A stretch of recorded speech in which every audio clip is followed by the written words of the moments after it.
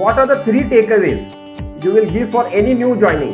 Suppose एक नवीन agent जो मागच्या 2-4-6 महिन्यामध्ये जॉईन झालेला आहे, त्याला तुम्ही अशा काय 3 गोष्टी सांगाल to follow in this industry to succeed?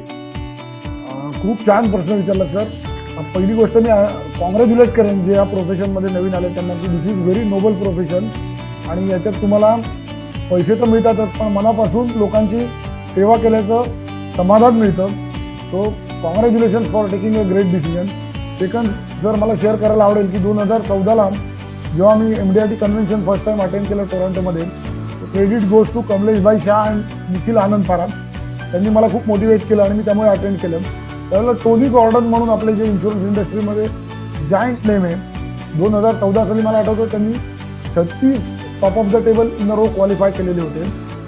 आणि त्यावेळेला त्यांचं लेक्चर ऐकायला लिटरली मिलिंद महाने सर होते, खूप आपल्या इंडस्ट्रीमधले दिग्गज लोक होते. आम्ही सगळे बाहेर त्या हॉलच्या लाईन लावून उभे होतो, कारण हॉलमध्ये कपॅसिटी लिमिटेड होती आणि फर्स्ट कम फर्स्ट सर्व बेसिसवर एंट्री होती. आम्ही सगळ्यांनी तिथे 1 तास त्यांचं स्पीच जे एन्जॉय केलं, त्यातनं मला जे 3 गोष्टी मी इम्प्लिमेंट केल्या त्या मी नवीन लोकांना सांगायला मला आवडेल. की डेली 3 कॉल्स करा. त्यांनी सांगितलं होतं की डेली 3 कॉल्स करा, 1 दिवस सुट्टी घ्या फॅमिलीसाठी, मी सोमवारी घेतो, 1 दिवस ट्रेनिंगसाठी द्या आणि I will guarantee you TOT, असे त्यांचे वर्ड्स आहेत. आणि ती ही फॉलोइंग इट रिलिजियसली. त्यांचा पर केस साईज मोठी असल्यामुळे ते TOT होतात, पण मी इम्प्लिमेंट केलं आणि मला जो सक्सेस मिळाला की डेली 3 केसेस केल्या, 1 दिवस ट्रेनिंग आणि 1 दिवस फॅमिलीसाठी, तर I will guarantee you MDRT. Second त्यांनी सांगितलेली गोष्ट होती की patience and perseverance you have to keep in this business. आणि थर्ड अँड लास्ट त्यांनी मोस्ट इम्पॉर्टंट जे शेअर केलं होतं की तुमच्या फॅमिलीला आणि तुमचे जे कोणी क्लायंट आहेत त्यांना सगळ्यांना तुम्ही तुमच्या बिझनेसमध्ये पार्टनर बनवा आणि त्या सगळ्यांच्या सपोर्टमुळे तुम्ही पुढे चाललात ते तुम्ही कायम लक्षात ठेवा. तर या 3 गोष्टी मी तुम्हाला नक्की नवीन एजंट मला सांगायला आवडेल की या 3 गोष्टी जर तुम्ही इम्प्लिमेंट केल्या तर आय गॅरंटी यू की नेक्स्ट 4 मंथ्समध्ये यू विल बिकम MDRT. कारण this is a proven formula by mister Tony Gordon, who is a giant in our insurance industry.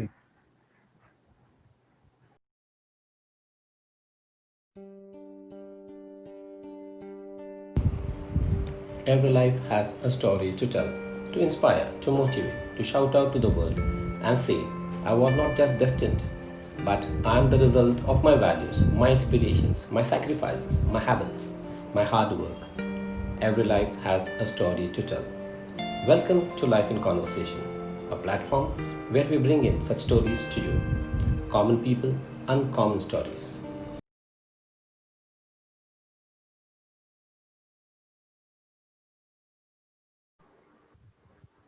My warm welcome to all the participants. As the show begins, a small incident can change your life. You can put the title of the show, A Small Incident Can Change Your Life.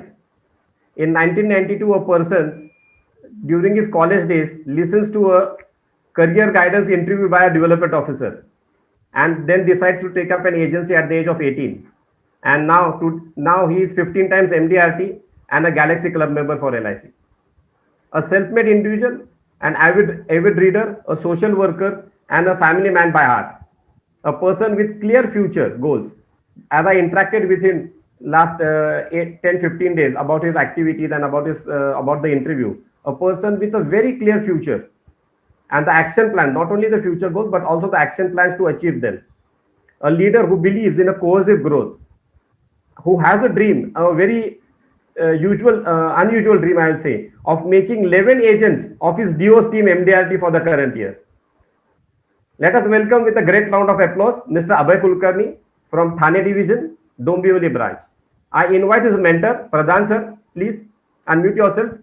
You can share your journey with Abhayji and put forth his success mantra. Pradhan sir, over to you. Thank you, Sunishji. Good evening to everybody. अभय आणि आमची अभयचं introduction द्यायचं म्हणजे अभय एक लिजंडच आहे. ही is a man of the world आणि बऱ्याच गोष्टी इंटरव्ह्यूमधून open होणार आहेत त्यांच्या. कारण आता आतापर्यंत त्यांनी बरीच सेशन्स घेतलेली आहेत, चांद्यापासून बांद्यापर्यंत. ठाणे डिव्हिजनच्या प्रत्येक ब्रांचला बहुतेक त्याची सेशन्स झालेली आहेत आणि अनेक ठिकाणी त्यांनी मोटिवेशन केलेलं आहे. ही is a very good speaker in rotary also. Rotary district म्हणजे रोटरी क्लब हा लीडर्सचा क्लब आहे, कारण तिथे येणारा प्रत्येक व्यक्ती हा आपापल्या फील्डमध्ये लीडर असतो आणि त्या लीडर्सचं training Abhay as a district trainer म्हणून करतोय.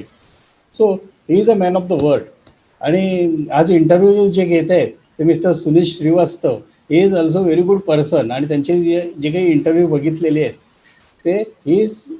ते समोरच्या माणसाला असं सुंदरपणे ओपन अप करतात आणि मनातलं काढून घेत आहेत.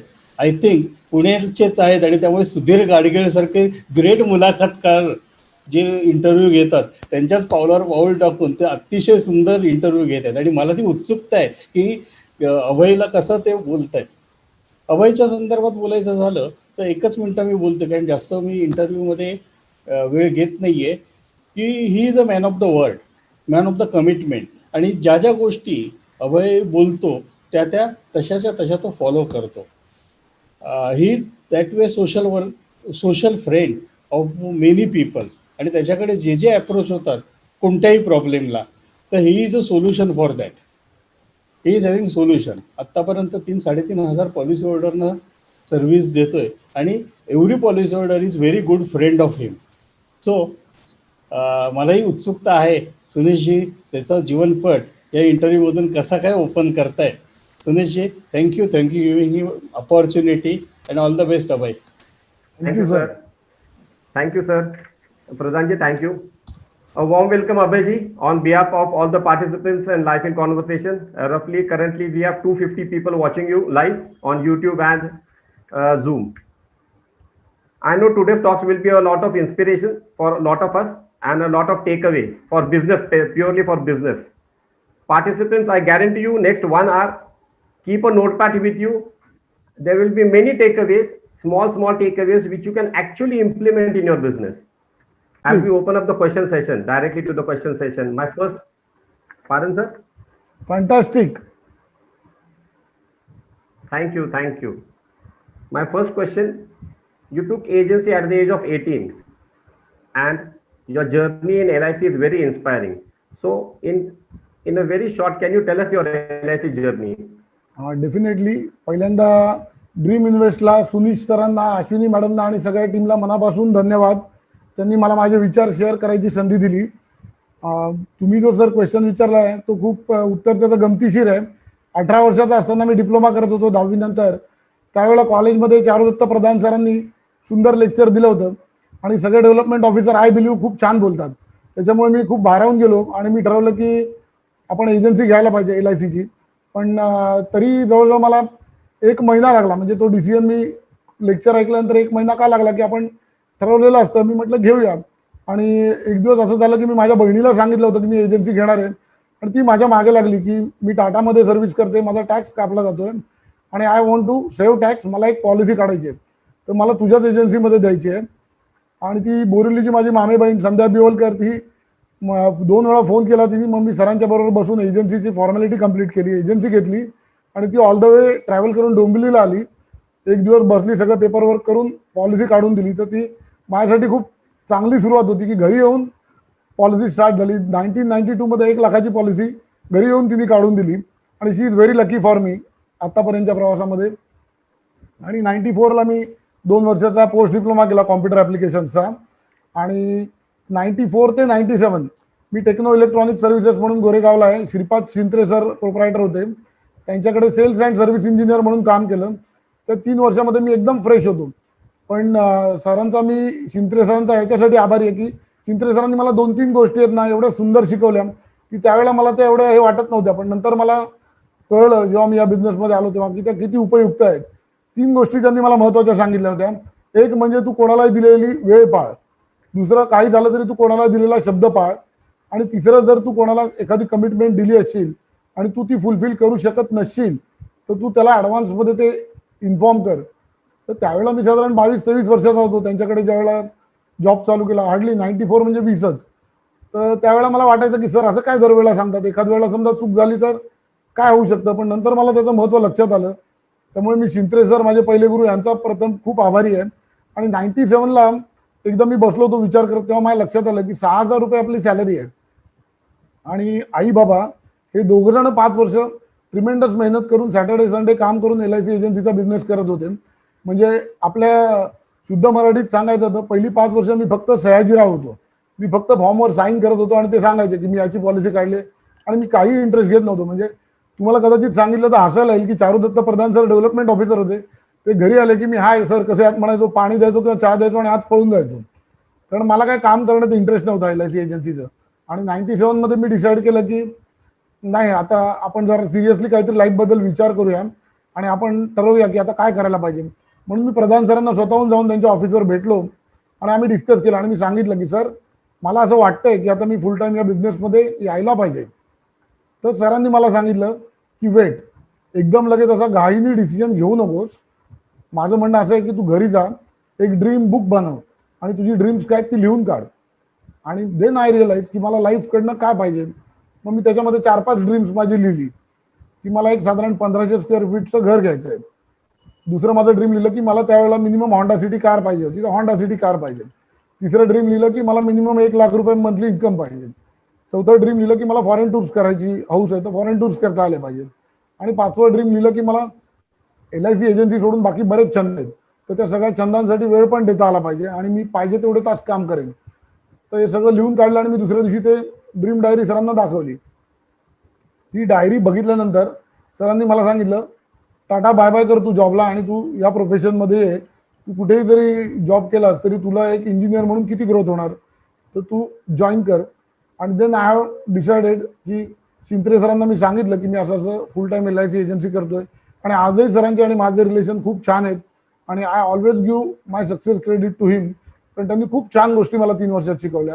आणि 97ला मी फुल टाइम जॉईन केल्यानंतर पहिले काय केलं असेल तर ऑक्टोबर 97 पासून सरांनी मला एक सिस्टीम शिकवली की रोज कमीत कमी 3 जणांना भेटायचं आणि भेटून झाल्यानंतर रोज मला रिपोर्टिंग करायचं. आणि ते खूप सिरियसली त्यांनी माझ्याकडनं फॉलो करून घेतलं. मी म्हणेन, मी नवीन होतो त्यावेळेला, की रात्री 10 वाजले तरी आम्ही सरांच्या ऑफिसवर डिस्कस करायचो की काय झालं, काय बोललास कोणाची, काय चुकलं, काय इम्प्रूव्हमेंट करायला पाहिजे. आणि असं करत तो जर्नी चालू झाला. आणि पहिल्या 6 महिन्यात फर्स्ट टाइम मी 100 पॉलिसीज केल्या आणि त्यावेळेला 1 करोड सम इन्शुअर्ड केलं. त्यावेळेला सम इन्शुअर्डला व्हॅल्यू होती. आणि देन असा जर्नी चालू झाला. 2001-2ला मी चेअरमन क्लब मेंबर झालो आणि 2002ला अस्मिताशी जेव्हा माझं लग्न झालं त्यावेळेला मला असं वाटलं की आता आपण लाईफमध्ये रिस्पॉन्सिबिलिटी वाढवली, लग्न केलं, तर आपल्याला आता अजून काहीतरी चांगलं करून दाखवायला पाहिजे. आणि वी हॅव डिस्कस, आम्ही गोल घेतला की MDRT क्वालिफाय करायला पाहिजे. तर त्यावेळेला MDRT प्रीमियम बेसिसवर 10 लाख कंडिशन होती. आणि मी आणि सरांनी बसून आम्ही प्लॅन चॉकआउट केला. आम्ही त्याप्रमाणे काम केलं. 30 डिसेंबर 2002 मला क्लिअर कट आठवतंय, माझं 6 लाख झालेलं होतं प्रीमियम इन्कम आणि 4 लाख रुपये बाकी होतं. आणि रात्री 10:30-11 वाजता सरांच्या ऑफिसवर गप्पा मारताना मी सांगितलं की सर मला असं वाटतं की आता मला क्विट करायला पाहिजे, कारण आता हे होईल असं काय वाटत नाही. आपण केलं होतं ड्रीम, पण हे ड्रीम आता मला वाटत नाही एका दिवसात 4 लाख रुपये प्रीमियम कुठून आणू मी. तर सर बोलले बघ आपण 365 दिवसांचं ड्रीम बघितलं होतं, उद्याचा दिवस बाकी आहे, रात्री 12 वाजेपर्यंत तू ट्राय कर. मला असं वाटतं की कुठून ना कुठून तरी तुला मदत मिळेल आणि you will cross that MDRT figure. मी म्हटलं ठीक आहे सर, तुम्हाला एवढा फेथ आहे तर definitely I will do 1 more day. दुसऱ्या दिवशी सकाळी मी 8 वाजता बॅग घेऊन बाहेर पडलो. पहिले 1-2 क्लायंटकडे गेलो, नो ऐकायला लागलं. तिसऱ्या क्लायंटकडे गेलो, त्यांनी मला एक 10,000 रुपये प्रीमियमची पॉलिसी दिली. Who is very good family friend of mine. आणि मी त्यांना सांगितलं की मला असं असं ही अचिव्हमेंट करण्यासाठी 4 लाख प्रीमियम कमी पडतोय आणि तुमच्या ओळखीचे कोणी किंवा मॅनेजर NRI कोणी आहेत का इथे कॉम्प्लेक्समध्ये किंवा तुमच्या रिलेशनमध्ये. तर ते मला म्हणाले येस माझ्या बिल्डिंगमध्ये आहेत. मग मी म्हटलं तुम्ही इंट्रोड्यूस कराल का. ते घेऊन गेले, त्यांनी मला इंट्रोड्यूस केलं आणि त्यांना बघितल्यानंतर मी म्हटलं अरे सर मी तर तुमच्या अंडर 6 महिने ट्रेनिंग घेतले, पण त्यांना काय आठवत नव्हतं क्लायंटला. मी सांगितलं की तुम्ही मुकुंदमध्ये मॅनेजर होतात त्यावेळेला मी 6 महिने तुमच्या अंडर ट्रेनिंग घेतलंय आणि ट्रेनिंग कसं आहे की हाताखालून बरेच जातात, त्यामुळे तसं काही लक्षात राहण्याचा चान्स नव्हता. पण रेफरन्स दिल्यानंतर मग त्यांना लक्षात आलं. मग आम्ही डिस्कस केलं आणि 1 तासानंतर त्यांनी त्यांची आणि त्यांच्या मिसेसची, त्यावेळेला जीवनश्री पॉलिसी आपली खूप चांगली होती, तर 2-2 वर्ष प्रीमियमची जीवनश्री पॉलिसी घेतली आणि दोघांनी मिळून मला 4,05,000 प्रीमियम दिला. आणि first time in my life मी MDRT 2002ला प्रीमियम बेसिसवर क्वालिफाय केलं. आणि 2003ला क्वालिफाय केलं परत MDRT प्रीमियम बेस. 2004ला काहीच नाही अचिव्हमेंट झाली. 2005ला मी आणि माझ्या टीम मधला मित्र वैभव जोशी जो आता आहे इथे झूमवर, तर दोघांनी मिळून आम्ही चॅलेंज घेतलं की कमिशन बेसिसवर आपण MDRT अचीव्ह करूया. आणि सप्टेंबर एंडपर्यंत सगळं चांगलं चाललं होतं. सप्टेंबरला मी 1 करोडची एक पॉलिसी केली, कॅनव्हास केली, पास झाली आणि लास्ट मोमेंटला पार्टीनी 4,10,000चा दिलेला चेक कॅन्सल केला. आणि तिथे मला असं वाटलं कुठेतरी की मला आता कदाचित करू शकणार नाही मी म्हणून. आणि त्याच वेळेला किरीटभाई शिंगाडांचं एक लेक्चर NFIFW यांनी अरेंज केलं होतं आतर रंग मंदिरला. ते मी ऐकलं आणि ते ऐकल्यानंतर आणि किरीटभाईंना बघितल्यानंतर मला असं वाटलं, अरे किरीटभाई जर MDRT करतायत इझिली, तर आपण का नाही करत? आपण अनकंडिशनल MDRT करायला पाहिजे. आणि then again I have started from October. आणि मी आणि वैभवनी दोघांनी 15 डिसेंबर 2005ला फर्स्ट टाइम कमिशन बेसिसवर MDRT अचीव्ह केलं. Yes, sir. Fine. Yes sir. Okay. So luck favors the brave. And MDRT is an attitude. It's nothing related to work, hard work. It's purely attitude. आणि त्याच्यानंतरची पुढची journey काय तुमची continuous MDRT ची चालू आहे. You are currently galaxy club member also. Yes.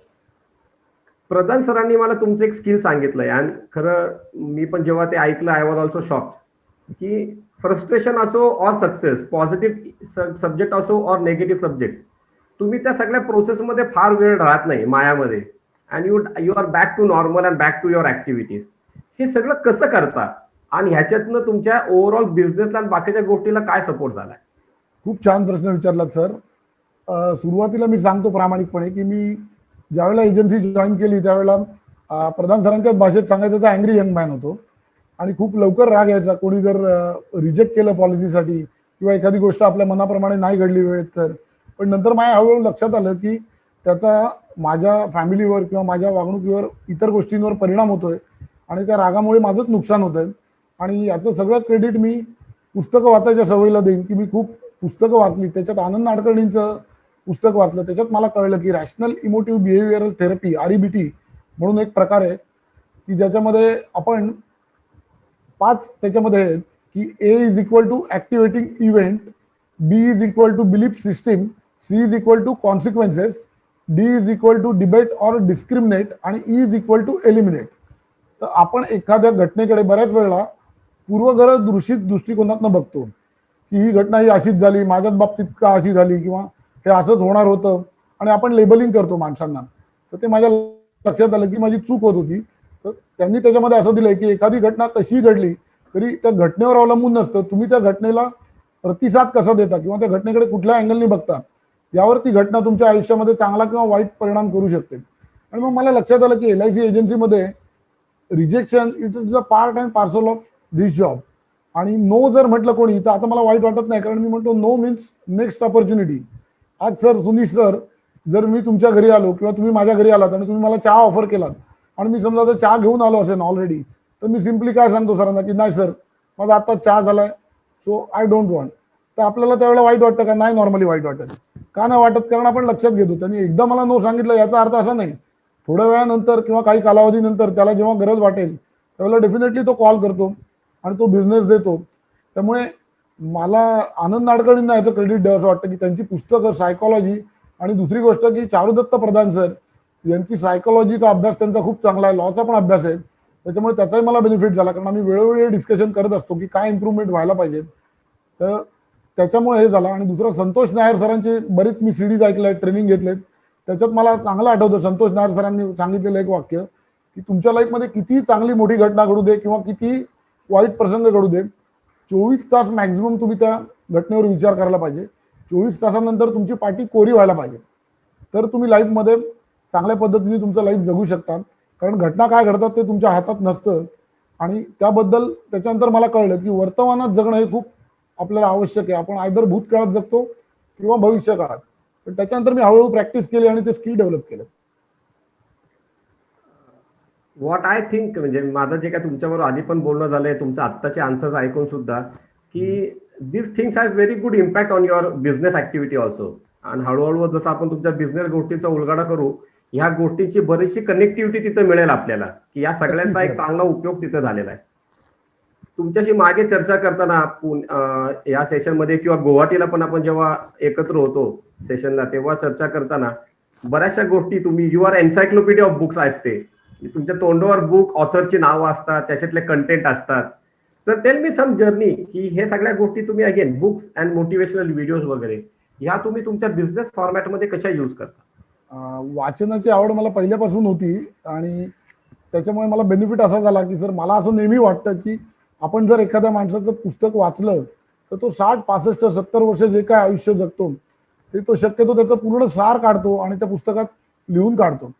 आणि त्याच्यामुळे आपला बेनिफिट असा होतो की आपण एका दिवसात समजा एखादं जर पुस्तक वाचलं तर आपल्याला ती पूर्ण पर्सनॅलिटी कळते.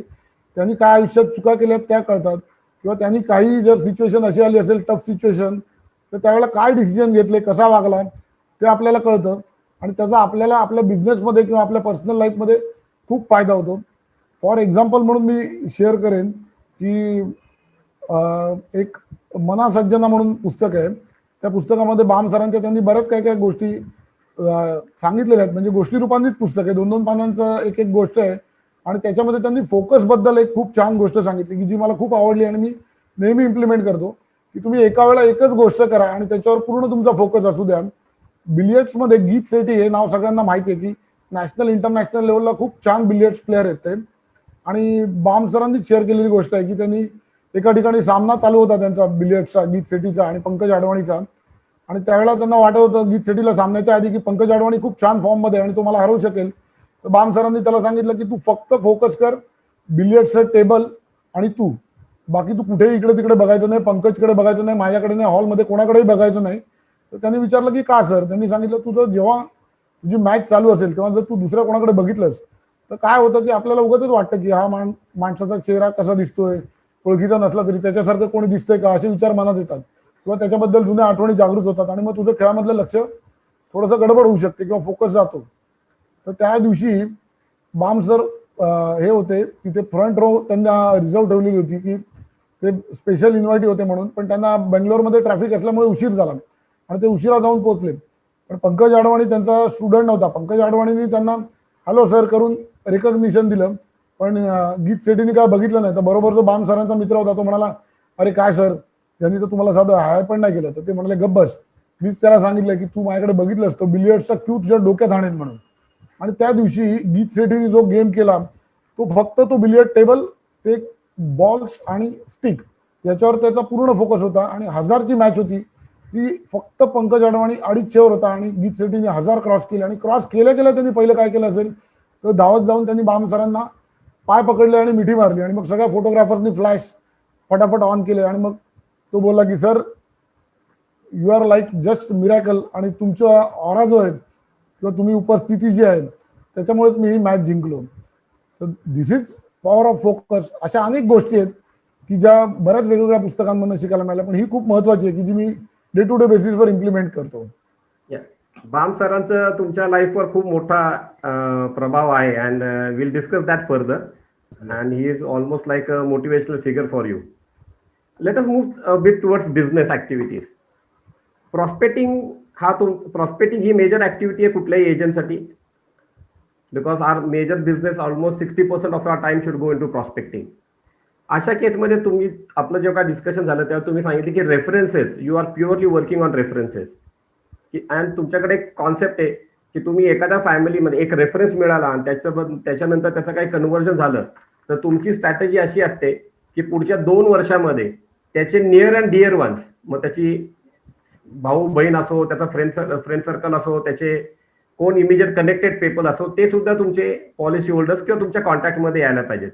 So how do you use this concept? If you can elaborate याच्यावर जरा आपल्या बाकीच्या एजंटलाही वापरता येईल.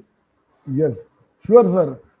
रेफरन्स कन्सेप्ट मी डेली बेसिसवर यूज करतो आणि ती अशा पद्धतीने यूज करतो की आपल्याकडे डेटा शीट असते सर, जी आपण भरून घेतो कोणाची पॉलिसी ज्या वेळेला प्रपोजल फॉर्म भरतो तर त्यावेळेला फॅमिली हिस्ट्री म्हणून त्याच्यामध्ये आपल्याकडे काही कॉलम्स आहेत की ज्याच्यात आपण लिहितो की फादर, मदर, ब्रदर, सिस्टर्स आणि पूर्ण त्याचं डिटेल घेतो की कोण कोण आहेत. तर नॉर्मली आपण काय करतो किंवा मी पूर्वी हेच करत होतो की बाबा फादरचं एज किती, मदरचं एज किती, नंतर ब्रदर, सिस्टर. नंतर माझ्या लक्षात आलं की त्या डेटा शीटचा व्यवस्थित उपयोग करायला पाहिजे. सरांनी शिकवलं की बाबा त्या पार्टीशी बोलल्यानंतर त्याची जर इन्फॉर्मेशन घेतली बोलल्यानंतर की बाबा तुझा भाऊ नक्की काय करतो, कुठे आहे, त्याचा कॉन्टॅक्ट डिटेल मिळू शकेल का, बहीण काय करते किंवा तुझे मेवणे काय करतात, किंवा प्रत्येकाचं जर बघितलं ना सर तर 4-5 जण तरी असे क्लोज मित्र असतात की मी जर एखादी गोष्ट केली आणि माझ्या मित्रांना सांगितली तर ते 3-4 जण डोळे बंद करून यांनी घेतली आहे ना तर ही गोष्ट करायला पाहिजे किंवा घ्यायला पाहिजे असं त्यांना वाटतं, आणि असा कोर ग्रुप प्रत्येकाचा असतो. तर मी ती सिस्टीम मग इम्प्लिमेंट करायला सुरुवात केली की एखाद्याची पॉलिसी झाली की ती मी क्लायंटला सांगायला लागलो की मी असं असं फॅमिली एजंट या कन्सेप्टवर काम करतोय. तर मग ते लोक विचारायला लागले की फॅमिली एजंट कन्सेप्ट काय. तर मी सांगायचो की तुम्ही तुमच्या सगळ्या पॉलिसीज माझ्याकडे द्या, ज्या माझ्याकडे आहेत ज्या माझ्याकडे नाहीत त्या पण द्या, मी सगळ्या पॉलिसीची सर्व्हिस देईन. मी तुम्हाला गॅरंटी देतो की तुम्हाला LIC ऑफिसमध्ये कधीही जायला लागणार नाही. आणि आपल्याकडे जशी फॅमिली डॉक्टर संकल्पना आहे, फॉर एक्झाम्पल आता माझ्या आणि माझ्या फॅमिलीचे फॅमिली डॉक्टर बकुल पाटील आहेत. ही इज व्हेरी गुड आणि great doctor in my life. त्यांनी सगळ्या फॅमिलीला जेव्हा कधी अडचणीत असतात त्यावेळेला खूप छान सल्ला दिलेला आहे. तर फॅमिली डॉक्टर का चांगला सल्ला देऊ शकतो, मला असं वाटतं की त्यांना तुमची पर्सनॅलिटी माहीत असते, त्यांना तुमच्या खाण्यापिण्याच्या सवयी माहीत असतात, त्यांना माहीत असतं की याला आधी काय प्रॉब्लेम आहे का, तर तो परफेक्ट तुम्हाला सोल्युशन देतो. तशीच फॅमिली एजंट ही कन्सेप्ट मी सांगितली. आणि मी दरवेळेला प्रत्येकाला सांगतो की तुम्ही जर मला रेफरन्स दिलात तर मी त्या रेफरन्सना एकदा फोन करून बोलेन तुमचा देऊन. तुमचे काही डिटेल्स मी शेअर करणार नाही, तुम्ही काय बिझनेस दिलाय काय नाही. अगदी 2 सख्या भावांचे माझ्याकडे तरी मी दोघांना शेअर करत नाही. आणि त्यांना मी सांगतो की तुम्ही रेफरन्स दिल्यानंतर मी एकदा फोन कॉल करेन, त्यांना भेटेन आणि इन्शुरन्स कन्सेप्ट समजावून सांगेन. त्यानंतर जर त्यांना वाटलं योग्य आणि त्यांनी सांगितलं कॉल कर, तरच मी परत कॉल करेन, अदरवाईज मी परत कॉल करणार नाही. आणि ही गॅरंटी मी ज्यावेळेला समोरच्याला देतो त्यावेळेला माझं ऑब्झर्वेशन असं आहे की रेफरन्सनी खूप कॉल क्लोज होता. Okay, thanks. So family concept in fact LIC ची एक जुनी ॲडव्हर्टाइजमेंट आहे, खूप जुनी. त्याच्यामध्ये एक फॅमिली फोटो यायचा आणि त्याच्यामध्ये तुमचा याच्यातला LIC एजंट कोण हा शोधा. ही Yes, sir. संकल्पना आता परत तुमच्यासारखे लोक रुजू घालतायत and that's a very good to use. Okay, before I go for the next question, I have something for to share to you. 1 minute.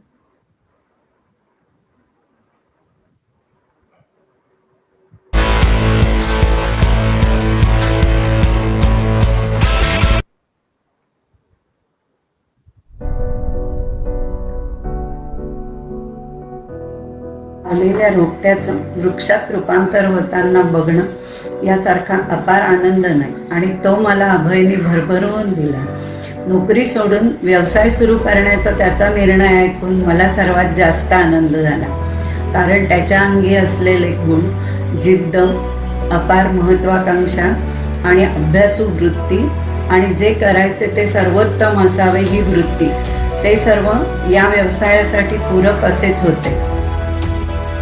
त्याने व्यवसाय सुरू केल्यापासून मागे वळून कधी बघितलेच नाही. सतत यशाची एक एक शिखरं पादाक्रांत करत गेला आणि या सर्व प्रवासात त्याचे DO चारुदत्त प्रधान यांचं वेळोवेळी अमूल्य मार्गदर्शन आणि प्रोत्साहन मिळत गेलं. तसेच त्याची पत्नी सौ अस्मिता हिचा सक्रिय सहभाग होता.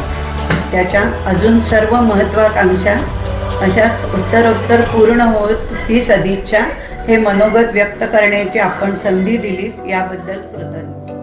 नमस्कार, मी गिरीश कुलकर्णी. अभय कुलकर्णी माझा धाकटा भाऊ आहे आणि त्याच्याविषयी सांगायचं तर गेले 27-28 वर्ष तो विमा एजंट म्हणून पूर्ण वेळ काम करतोय. आणि त्याच्याविषयी सांगायचा सगळ्यात महत्त्वाचा मुद्दा हा आहे की त्याची मेमरी अतिशय स्ट्रॉंग आहे. त्याला त्याच्या हजारो क्लायंटचे संपूर्ण नाव, वडिलांचं नाव, आडनाव हे संपूर्ण पाठ असतं, कधीही विचारा. आणि वर्षानुवर्षापूर्वी काढलेल्या पॉलिसीजच्या संदर्भातही त्याचं सर्व्हिसिंग इतकं छान आहे की आज देखील अगदी क्वार्टरली असो किंवा हाफ इयरली प्रीमियम असो, त्याची माणसं जाऊन त्या माणसाच्या घरून, त्या क्लायंटच्या घरून चेक कलेक्ट करतात आणि त्याच्या घरी रिसीट देखील पोहोचवतात. ही त्याची जी सर्व्हिस आहे त्याच्यामुळे त्याचे सगळे क्लायंट त्याच्यावर अतिशय खुश असतात. आणि आजही त्याचा धंदा दिवसेंदिवस रोज वृद्धिंगत होत आलेला आहे, याच्या पुढे वृद्धिंगत होत जाईल, हीच परमेश्वराचरणी प्रार्थना. Yes, sir. So from your family, my question is related to your family only. तुम्ही व्हेरी ग्राउंडेड पर्सन आहात. तुम्ही तुमच्या बोलण्यामध्ये बऱ्याच जणांचा संदर्भ येतो आणि you give credit to different people. पण तुम्ही मला असं सांगितलं होतं की your family is your best motivator and your best critic. So something on that. Critic हा शब्द फार महत्वाचा आहे. Yes sir. फॅमिलीमध्ये पहिले आई वडिलांनी तर मला खूप सपोर्ट केला, कारण त्यांनीच पहिली 5 वर्ष एजन्सी खूप छान मन लावून सांभाळली. त्यानंतर लग्न झाल्यानंतर मिसेस अस्मितानी क्रिएटिव्ह डिपार्टमेंट पूर्ण आणि आमचं कॉम्प्युटर डिपार्टमेंट हातात घेतलं. शी इज एक्सपर्ट इन कॉम्प्युटर्स. माझी सगळी पॉवर पॉईंट प्रेझेंटेशन्स खूप सुंदर रीतीने ती बनवते. तसंच घर खूप चांगल्या रीतीने सांभाळते, त्यामुळे मला घरात जास्ती काही लक्ष द्यायला लागत नाही. माझ्या नातेवाईकांच्यात काही चांगली घटना घडली तर बऱ्याच वेळा असं होतं की मला कळवण्याच्या अगोदर ते तिला कळवतात आणि तिच्या थ्रू मला कळते. एवढी ती इन्व्हॉल्ड आहे सगळ्यांमध्ये. आणि गिरीश आहे मोठा भाऊ, तो आणि मी we are just like friends. आम्ही बॅडमिंटन असो, चेस असो, कॅरम असो, कित्येक गोष्टी एकत्र खेळलेलो आहोत, एकत्र शिकलेलो आहोत. आणि त्याचा पण मला खूप चांगला सपोर्ट असतो. He is good motivator to me. पण at the same time Girish आणि अस्मिता हे दोघंही माझे चांगले टीकाकार आहेत किंवा समीक्षक आहेत असं आपण म्हणू शकतो. कारण जेव्हा कधी त्यांना असं वाटतं थोडं तरी की याला कुठेतरी असं वाटतं की मी काहीतरी अचीव्ह केलं, की ते मला सांगतात, अरे काय तू सांगतोस की फक्त एमडीआरटीच केलंस ना, तू एका पॉलिसीमध्ये एमडीआरटी करून दाखवलंयस का, प्रूव्ह इट. एका पॉलिसीत एमडीआरटी केलंस का किंवा 3 महिन्यात एमडीआरटी करून दाखवलंयस का, तर आम्ही म्हणू की तू चांगला एजंट आहेस म्हणून. तू दाखव की यावर्षी दोघांनी मला हे केलेलं आहे, चॅलेंज केलेलं होतं जानेवारीमध्ये आणि मी ते ऍक्सेप्ट केलं होतं की यावर्षी तुला कोर्ट ऑफ द टेबल करून दाखवायचं आहे. तू मागच्या वर्षी पण बोलला होतास मी सीओटी करतो आणि काय केलं नाहीस.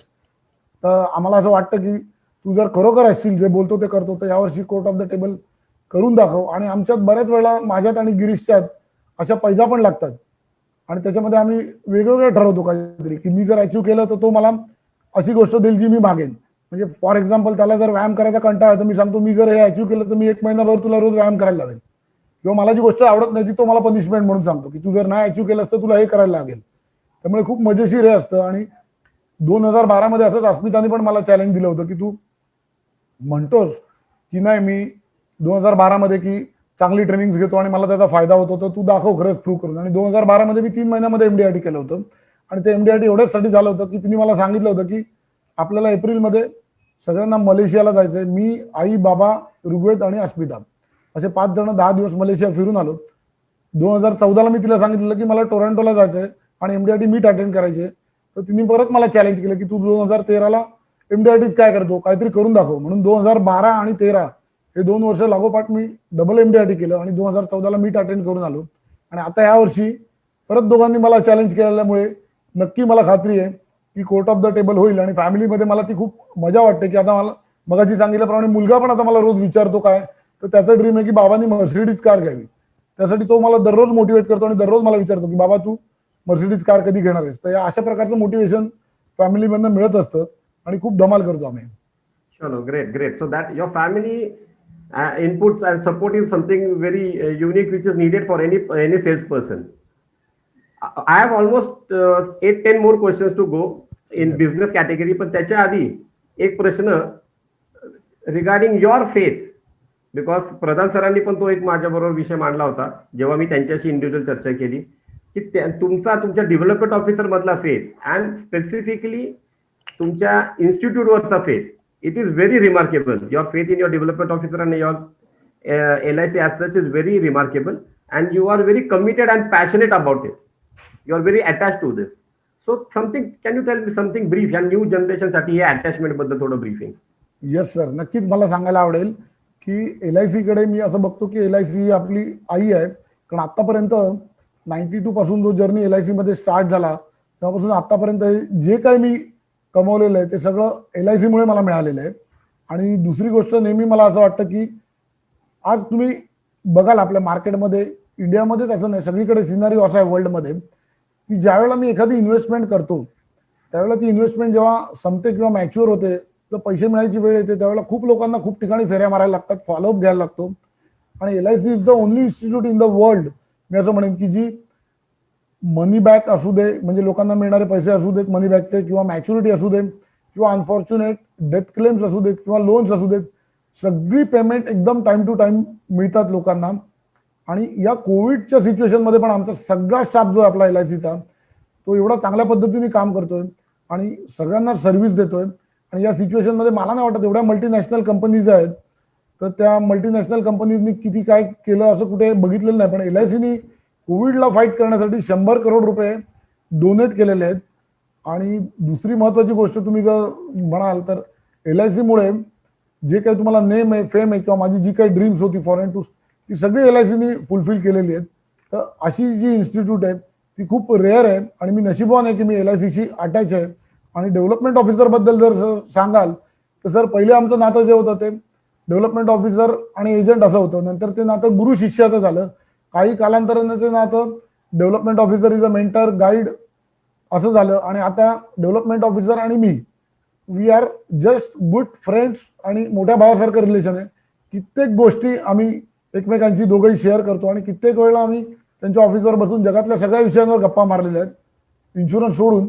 आणि हे बऱ्याच वेळेला होतं हल्ली, इन्शुरन्स बद्दल आमच्या गप्पा कमी होतात आणि बाकी आम्ही सगळ्या जगभरातल्या गप्पा मारतो. त्यामुळे that is something fantastic relation. आणि मला असं वाटतं की प्रत्येक डेव्हलपमेंट ऑफिसर हे नावच मला खूप आवडतं, मराठीत जास्ती चांगलं वाटतं ते. डेव्हलपमेंट ऑफिसर म्हणण्यापेक्षा विकास अधिकारी, त्याचा अर्थ मी असा पकडतो की जो एजंटच्या आर्थिक, सामाजिक, बौद्धिक विकासासाठी काम करतो तो विकास अधिकारी. आणि जर तुमची एखाद्या गोष्टीवर श्रद्धा असेल, मी बघितलं, किंवा विश्वास असेल, तर तुम्हाला मिळणारे जे रिटर्न्स किंवा जे तुम्हाला मिळणारं यश आहे ते कित्येक पटीने वाढतं. आणि या प्रोसेसमध्ये मला जरूर सांगायला आवडेल की त्यांच्या मिसेस प्रियांका चारुदत्त प्रधान यांना पण मी मनापासून धन्यवाद देतो. कारण सरांचा फॅमिलीमधला पण बराच वेळ खाणारा कोणी माणूस असेल आमच्या टीम मधला तर मी आहे. कधी जर काही डिफिकल्टी आली तर रात्री 10 वाजता पण मी फोन करतो आणि सर तितक्याच तत्परतेने उचलतात. कधी असं झालेलं नाही. आणि मी इथे कुठेही असलो इंडियात तर डोंबिवलीमध्ये किंवा इथे असेल तर रोज भेटतोच, काही झालं किती लेट झाला तरी सरांना आम्ही एकदा तरी भेटतोच. आणि जर इंडियाच्या बाहेर असेल तरी आता बऱ्याच वेळा झालेलं आहे की कॅनडाला होतो, सिंगापूरला होतो, बँकॉकला होतो, पण डेली एक फोन कॉल सरांबरोबर असतो. जगात कुठेही गेलो तरी एक फोन कॉल घरी असतो आणि एक सरांबरोबर असतो. त्यामुळे ती खूप फॅन्टॅस्टिक रिलेशनशिप आहे. आणि सरांचा आणि आमच्या टीम बद्दल सांगायचं झालं तर सर 50वा बर्थडे होता सरांचा 2017ला, 19 ऑक्टोबर 2017. तर त्यांच्या मिसेसनी इनिशिएटिव्ह घेऊन आयडिया दिली होती की आपण सरांचा 50वा बर्थडे सेलिब्रेट करूया. आणि त्यावेळेला आम्ही सरांना न सांगता सरांचे near age and dear one आणि आमच्या टीम मधले सगळेजण असे आम्ही मिळून एक 150 लोकांनी सरांचा बर्थडे सेलिब्रेट केला होता आणि खूप धमाल केली होती. So I am thankful to my development officer, my organization LIC of India. LIC मधला आमचा डोंबिवली ब्रांचचा सगळा स्टाफ, आमचे branch manager, assistant branch manager, सगळे एक्स ब्रांच मॅनेजर, सगळ्या डिव्हिजनचा स्टाफ, सेंट्रल ऑफिसचा स्टाफ, सगळ्यांनी यशामध्ये माझ्या आतापर्यंत खूप मोठं कॉन्ट्रीब्युशन दिलेलं आहे. तर सगळ्यांना मनापासून धन्यवाद. Thank you sir. See after a certain period, जसं तुम्ही म्हणतात इनिशियल फेजमध्ये तो डेव्हलपमेंट ऑफिसर असतो आणि काळांतराने ऑटोमॅटिकली बिझनेस आणि बाकीच्या गोष्टी साईडला जाऊन it becomes more of a friend relationship and that is what nurtures further. Let us come back to the business activity and one thing that you put in front of you, म्हणजे मागच्या डिस्कशनमध्ये आपलं झालं की client evaluation system आहे तुमच्याकडे. And त्याच्यामध्ये तुम्ही काहीतरी एक पॉईंट स्कोर कार्ड तयार केलेलं आहे क्लायंटचं आणि तुम्ही त्या क्लायंटला तुमच्या व्हिजिट्स आणि बाकीच्या ऍक्टिव्हिटीज मध्ये रेग्युलरली काहीतरी पॉईंट्स देत असतात. तर त्या सिस्टम बद्दल आणि how you use it for business. Yes, ती सिस्टीम जी आहे ना ती सर अशी आहे की कोणाची क्लायंटची अपॉइंटमेंट घेतल्यानंतर त्याला एक लेटर जातं आणि माझं प्रोफाईल जातं. त्यांची अपॉइंटमेंट झाल्यानंतर मग एक थँक्स गिव्हिंग कार्ड जातं की खूप सुंदर कार्ड आहे ते. आणि ती किरीटभाई शिंगाडांची ती सिस्टीम आहे, किरीटभाई शिंगाडांकडनं घेतलेली ती सगळी कार्ड्स आहेत की thank you, your time is valuable to us, thanks for your time spared, definitely we will work out best financial plan for you. नंतर क्लायंटचे बर्थडेज आहेत, त्यांच्या फॅमिलीजमध्ये सगळ्यांचे बर्थडेज आहेत, त्यांना सगळ्यांना मी कार्ड्स पाठवतो. सगळे आपले जे फेस्टिवल आहेत की जे आपण जानेवारीपासून पकडलं तर संक्रांतीपासून ते क्रिसमसपर्यंत, डिसेंबरपर्यंत, त्या फेस्टिवलला वेगवेगळी कार्ड्स जातात. फॅमिलीमध्ये जर कोणाचा मुलगा 10वीला असेल, 12वीला असेल तर त्याला आपण एक ग्रीटिंग पाठवतो. चांगल्या मार्कांनी उत्तीर्ण झाला की आपण त्याच्यासाठी एक ग्रीटिंग आणि एखादं छोटंसं टोकन ऑफ लव्ह पाठवतो. किंवा कोणी काही चांगलं प्रमोशन घेतलं, काही अचिव्हमेंट केली, मला कळली की त्याच्यासाठी आम्ही वेगळी कार्ड्स पाठवतो. तर मला नेहमी काय वाटतं की तुम्ही जर तुमच्या क्लायंटना सतत काही ना काहीतरी व्हॅल्युएबल इनपुट्स देत राहिला, तुम्ही जर मी जे काही शिकलोय, कुठून काही ट्रेनिंग घेऊन आलो तर ते मी माझ्या क्लायंट्स बरोबर शेअर करतो. त्यांना सांगायचा प्रयत्न करतो की काय मी शिकून आलोय नवीन आणि आपल्याला कसं ते इम्प्लिमेंट करता येतं. तर तुमच्या सक्सेसमध्ये ते जर भागीदार होतात तर ते या पद्धतीने होतात की मी जर सतत काही ना काहीतरी चांगल्या गोष्टी शेअर करत राहिलो तर समोरून त्याची प्रोग्रेस झाली किंवा त्यांनी प्रगती केली की त्यांनाही असं वाटतं की आता याच्याबरोबर शेअर करावं आणि then they call me. So that is a wonderful system आणि ती खूप चांगल्या पद्धतीने मला फॉलो करायला मिळते. अबाउट द स्कोर कार्ड मध्ये काय करता तुम्ही, काय लिहिता त्या स्कोर कार्डवर आणि त्याचं इव्हॅल्युएशन कसं करता? स्कोर कार्डवर म्हणाल तर सर मी असं हे करतो की मी समजा एक बर्थडे ग्रीटिंग पाठवलंय तर मी असं पकडतो की मी एक पॉईंट स्कोअर केला की त्या फॅमिलीमध्ये. सेकंड, मी जर काही वेडिंग अॅनिव्हर्सरी पाठवलं तर सेकंड पॉईंट स्कोअर केला. त्यांच्या काही अचिव्हमेंट झाल्या त्यावेळेला मी काही कार्ड्स पाठवली तर मग मी अजून 1 पॉईंट स्कोर केला. मग बाकी अजून त्यांना काही कुठे काही प्रॉब्लेम आला. आता फॉर्च्युनेटली काय झालं की आपले क्लायंट सगळ्या एरियाजमध्ये आहेत. तर कुठल्या फॅमिलीजना काही मदत पाहिजे असते, कधी कोणाला कॉलेजच्या ऍडमिशनसाठी काही प्रॉब्लेम आला तर आपण मदत करू शकतो, कधी कोणाला जॉब रिलेटेड काही मदत करू शकतो, कधी कोणाला बिझनेस फक्त कॉन्टॅक्ट शेअर करून होतो की माझ्या एका क्लायंटला एखादी गोष्ट पाहिजे असते आणि दुसरा क्लायंट असतो तो त्याच बिझनेसमध्ये चांगला असतो आणि सर्व्हिस प्रोव्हायडर म्हणून होतो, तर दोघांचे रेफरन्स एकमेकांची शेअर केलं तर दोघांचंही काम होतं. तर त्याला मी म्हणतो की पॉईंट स्कोरिंग सिस्टीम, की असे तुम्ही पॉईंट स्कोर करत जाताना तर डेफिनेटली ते क्लायंटला पण कुठेतरी त्याच्या मनामध्ये तुमच्याबद्दल एक चांगली भावना किंवा सॉफ्ट कॉर्नर निर्माण होतो आणि मग त्यावेळेला त्याच्यात ते लक्षात राहतं की या माणसाने मला मदत केली आहे. तर कुठेतरी प्रत्येकाचं हे असतं, मला आतापर्यंत ज्यांनी मदत केली तर माझ्या मनात ती त्यांच्याबद्दल एक ॲटिट्यूड ऑफ ग्रॅटिट्यूड असतो किंवा कृतज्ञता भावना असते आणि मला जेव्हा कधी संधी मिळेल त्यावेळेला मी ती परतफेड करायचा प्रयत्न करतो. सो किती पॉईंट स्कोरला क्लायंट कन्व्हर्जन दिसतं तुम्हाला? मी सोडणार नाही त्याच्यावर तुम्हाला. येस येस येस, मला माहिती आहे सर की तुम्ही खूप छान पद्धतीने क्वेश्चन विचारताय. ॲव्हरेज बघितलं ना सर तर मी माझं जे रेकॉर्ड मेंटेन केलंय तर 8 ते 10 पॉईंटला असं होतं की तो जो कोणी माझा प्रॉस्पेक्ट आहे किंवा मित्र आहे तो क्लायंटमध्ये कन्वर्ट होतो. अँड दिस यू की हा सगळा स्कोरिंगचा ऍक्टिव्हिटी तुम्ही तुमच्या ऑफिसमध्ये रेग्युलर बेसिसवर ठेवलेली असते? हो, ही ऑफिसमध्ये रेग्युलर बेसिसवर सिस्टीम ठेवलेली आहे आणि आमचे जे मॅनेजर आहेत मयूर तो रिलिजियसली ते सगळं फॉलो करतो. आणि तुम्ही म्हणलात मगाशी आपलं बोलताना डेव्हलपमेंट ऑफिसर आणि एजंट ह्याच्यामध्येच एक गोष्ट छोटीशी सांगायची राहिली की जी आता मी भगवद्गीता शिकतो ऑनलाईन, त्याच्यातनं माझ्या जी लक्षात आली की कर्ण आणि अर्जुन जसं जर बघायला गेलं तर कर्ण हा खूप अजिंक्य किंवा असं म्हणू शकतो की श्रेष्ठ योद्धा होता अर्जुनापेक्षा. पण हे भगवद्गीता वाचल्यानंतर आणि बऱ्याच गोष्टींचं हे केल्यानंतर माझ्या लक्षात आलं आता की कर्ण तरी पण का हारला आणि अर्जुन का जिंकला. तर अर्जुनाचा गुरु जो आहे किंवा सखा जो आहे किंवा मेंटॉर आहे आपण आपल्या लँग्वेजमध्ये म्हटलं तर श्रीकृष्ण होता आणि कर्णाचा जो होता तो शल्य होता.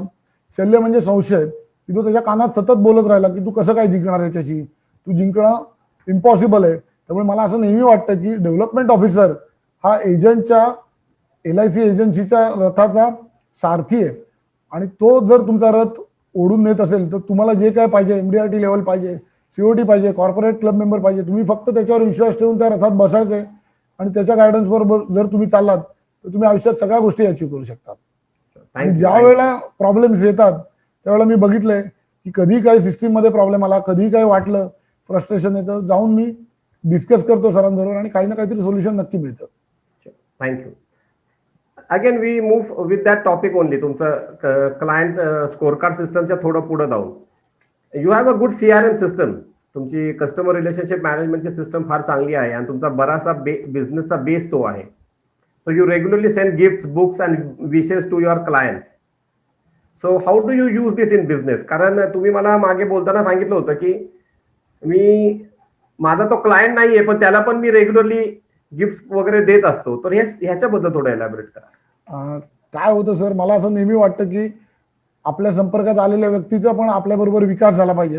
सो मी जी काय मला चांगली पुस्तकं वाटतात पर्सनॅलिटी डेव्हलपमेंट रिलेटेड असतील, टाइम मॅनेजमेंट रिलेटेड, ती सगळ्या मित्रांमध्ये शेअर करतो. त्यांच्या बर्थडेला दुसरं काहीतरी देण्यापेक्षा मला नेहमी असं वाटतं की एखाद्याला मी समजा बुके दिला, 500 रुपयाचा दिला किंवा 1000 रुपयाचा जरी दिला तरी दुसऱ्या दिवशी सकाळी काय होतं की तो नाईलाजाने त्याला फेकून द्यावा लागतो.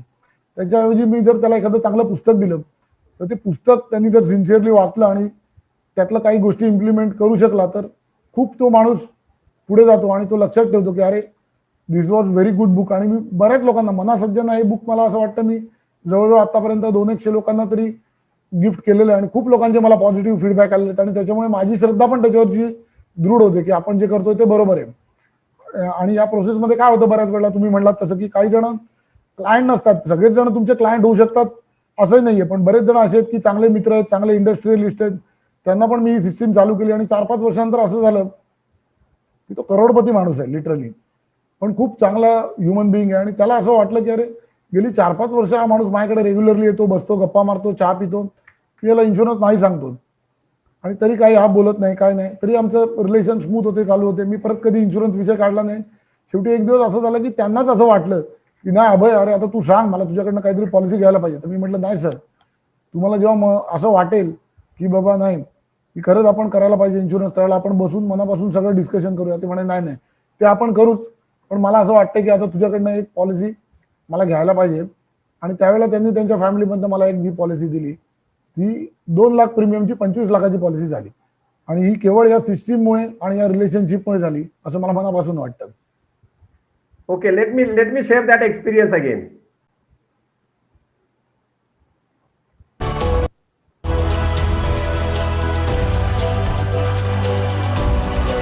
I will speak about Mr. Abhay Kulkarni. Abhay is my insurance advisor. Abhay Kulkarni is known to me for the last 10-12 years. He is a thorough gentleman and a very honest insurance advisor. Though my family insurance investments are done, but till date, whatever assistance or whatever guidance to collecting of premiums, to reminding me of the premium dates, or advising me and my friends for future insurance investments, Abhay takes care of all those very sincerely. A very honest and a good social person. I wish him all the best. Thank you. नमस्कार, मी आशिष सावंत. अभय कुलकर्णींना मी last 7 ते 8 वर्ष ओळखतो आहे आणि ते insurance फील्डमध्ये खूपच चांगलं काम करतात. त्यांचं नॉलेजसुद्धा या फील्डमध्ये खूपच मोठं आहे आणि क्लायंटला पॉलिसी समजवण्यापासून प्लस त्यांच्या नीड्सप्रमाणे त्यांना ते एक्सप्लेन करणं, प्रोडक्ट चूज करणं, त्याच्यानंतर प्रीमियमचे रिमाइंडर देणं, ह्या सगळ्या गोष्टी ते एकदम परफेक्ट करतात. खूप सिन्सिअरली ते या फील्डमध्ये काम करतात. त्यांची अजून एक गोष्ट खूप चांगली आहे की ते सतत काहीतरी नवीन शिकण्याचा प्रयत्न करत असतात आणि म्हणजे हे जे नॉलेज ते घेतात ते नॉलेज ते त्यांच्या फ्रेंड्स प्लस क्लायंट्सलासुद्धा पास ऑन करतात. त्यांनासुद्धा ते अपडेटेड ठेवतात. तर त्यांच्यासाठी माझ्याकडून खूप खूप शुभेच्छा आणि त्यांना all the best for the future. Thank you.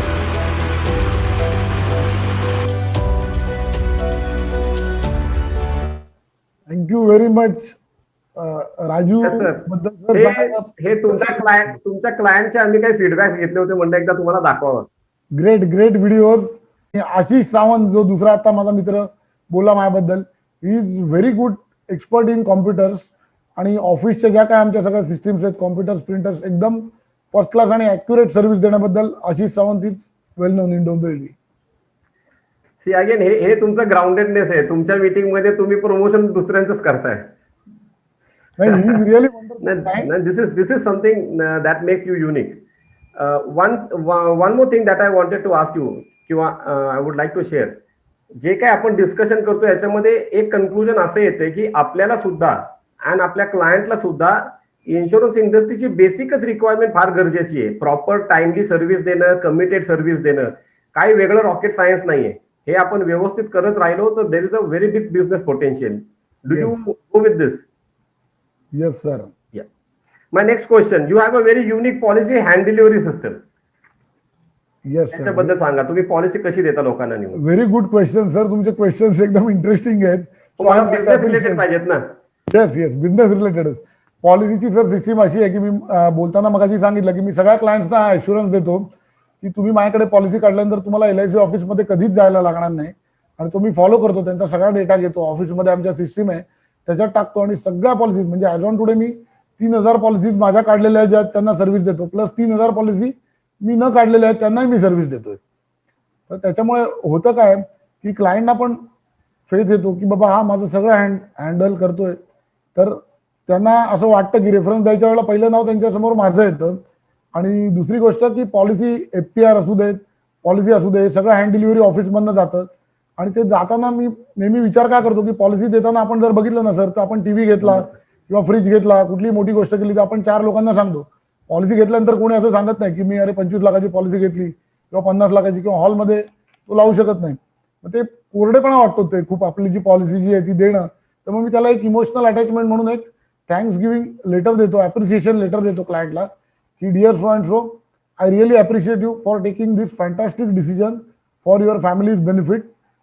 I am thankful to you for giving me chance to serve as your agent. आणि मग खाली 2-3 गोष्टी लिहितो की what is care to be taken while this policy is in force. आणि ते personalize letter हेडवर sign करून लेटर देऊन प्रत्येकाला पॉलिसी पर्सनली हँडओव्हर करतो.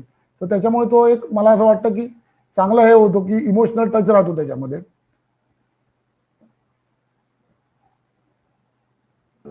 Hello. Yeah. Yes. One financial question, and I take that credit or the risk of asking you. In this total process, purely on gifting and other things, what is an average annual budget for you? Approximately 1.5 ते 2 lakh. Okay. म्हणजे मी तुम्ही आता sir हे विचारलंय म्हणून सांगतो की डोंबिवलीमध्येच आहेत माझे चांगले क्लायंट आहेत, मॅजेस्टिक म्हणून स्टेशन जवळ आहेत. तर त्यांच्याकडे युनिक सिस्टीम आहे. आपण जशी बँकांमध्ये सर आरडी करतो किंवा कुठे आरडी करतो आणि आपण इंटरेस्ट अर्न करतो, माझी गेले जवळजवळ 15 वर्ष त्यांच्याकडे पुस्तकांची आरडी आहे. म्हणजे त्यांच्याकडे स्कीम्स आहेत की तुम्ही 1000 रुपयाची आरडी केली तर 12,000 समजा तुमच्या वर्षाला झाले, दर महिन्याला 1000 भरून केले तर तुम्ही 15,000ची पुस्तकं घेऊ शकता. तर अशी माझी त्यांच्याकडे आरडी, आणि मी माझ्या बऱ्याच क्लायंटना तिकडे घेऊन गेलो आणि त्यांनी पण मनापासून ते एन्जॉय करतात आणि त्यांनी तिथे ती आरडी चालू केलेली आहे. तरी तुमच्याकडे अशा या युनिक आयडियाज येतात तुमच्याकडे. खरंच थँक्यू. Something good on. मी पण शोधतो आता पुण्यात. चैतन्य पब्लिकेशन आहे सर पुण्यात. ओके, चैतन्य पब्लिकेशन घ्या, नाव लिहून ठेवा. Thank you. The secret of your success is the secret. तुमची visualisation and the secret book. So now we move towards your from the business activity will move towards your personal growth questions. So what is the impact of The Secret in your life, the book The Secret in your life? Secret पुस्तक आहे ते साधारण 2004 ला मिळालं मला, आणि सरांनी आणि आम्ही सिक्रेटची सीडी कुठेतरी ट्रेनिंगमध्ये आम्ही त्याच्याबद्दल ऐकलं आणि थोडंसं बघितलं, आणि मग थोडासा इंटरेस्ट निर्माण झाला की हे काहीतरी वेगळं आहे, काय आहे प्रकार. म्हणून आम्ही ते सीडीज पण बघितली आणि नंतर पुस्तक पण वाचलं. रॉन्डा बायनचं बुक आहे ते, आणि समथिंग फॅन्टास्टिक. म्हणजे मला असं वाटतं की प्रत्येकाने ते सिक्रेट बुक वाचायला पाहिजे, कारण खूप छान पद्धतीने तिने एक्सप्लेन केले. 3-4 गोष्टी बेसिकली सांगितल्या आहेत की what ever your mind can conceive and believe you can achieve. Second सांगितलंय की you should have faith in it and you should ask for it. आणि थर्ड दिलंय की कुठलीही गोष्ट 2 वेळा या जगात येते, एकदा तुमच्या मनामध्ये येते आणि एकदा प्रत्यक्षात येते. तर मला ते वाचून असं वाटलं की हे काहीतरी युनिक आहे, डिफरंट आहे, आणि मग ती स्टाईल वापरायला सुरुवात केली की काय आहे नक्की हे सिक्रेट. तर मग मला कळलं की त्याच्यामध्ये त्यांनी बरंच काय काय दिलं की तुम्हाला काय जे काय करायचं ते तुम्ही लिहून काढा, व्हिज्युअलाइज करा, आणि मग सकाळी 5 मिनिटं आणि रात्री झोपताना 5 मिनिटं. मी ते करायला लागलो की मला जे काय अचीव्ह करायचं ते मी बघायला लागलो मनामध्ये की बाबा मी ऑलरेडी अचीव्ह केलंय, आणि सगळेजण कौतुक करतायत, वावा होते, आणि जसं मला पाहिजे तसं मला लक्षात आलं की आयुष्य बदलायला लागलं. त्यामुळे secret is very good wonderful book. ज्यांना वाचायची आवड त्यांनी जरूर वाचावं.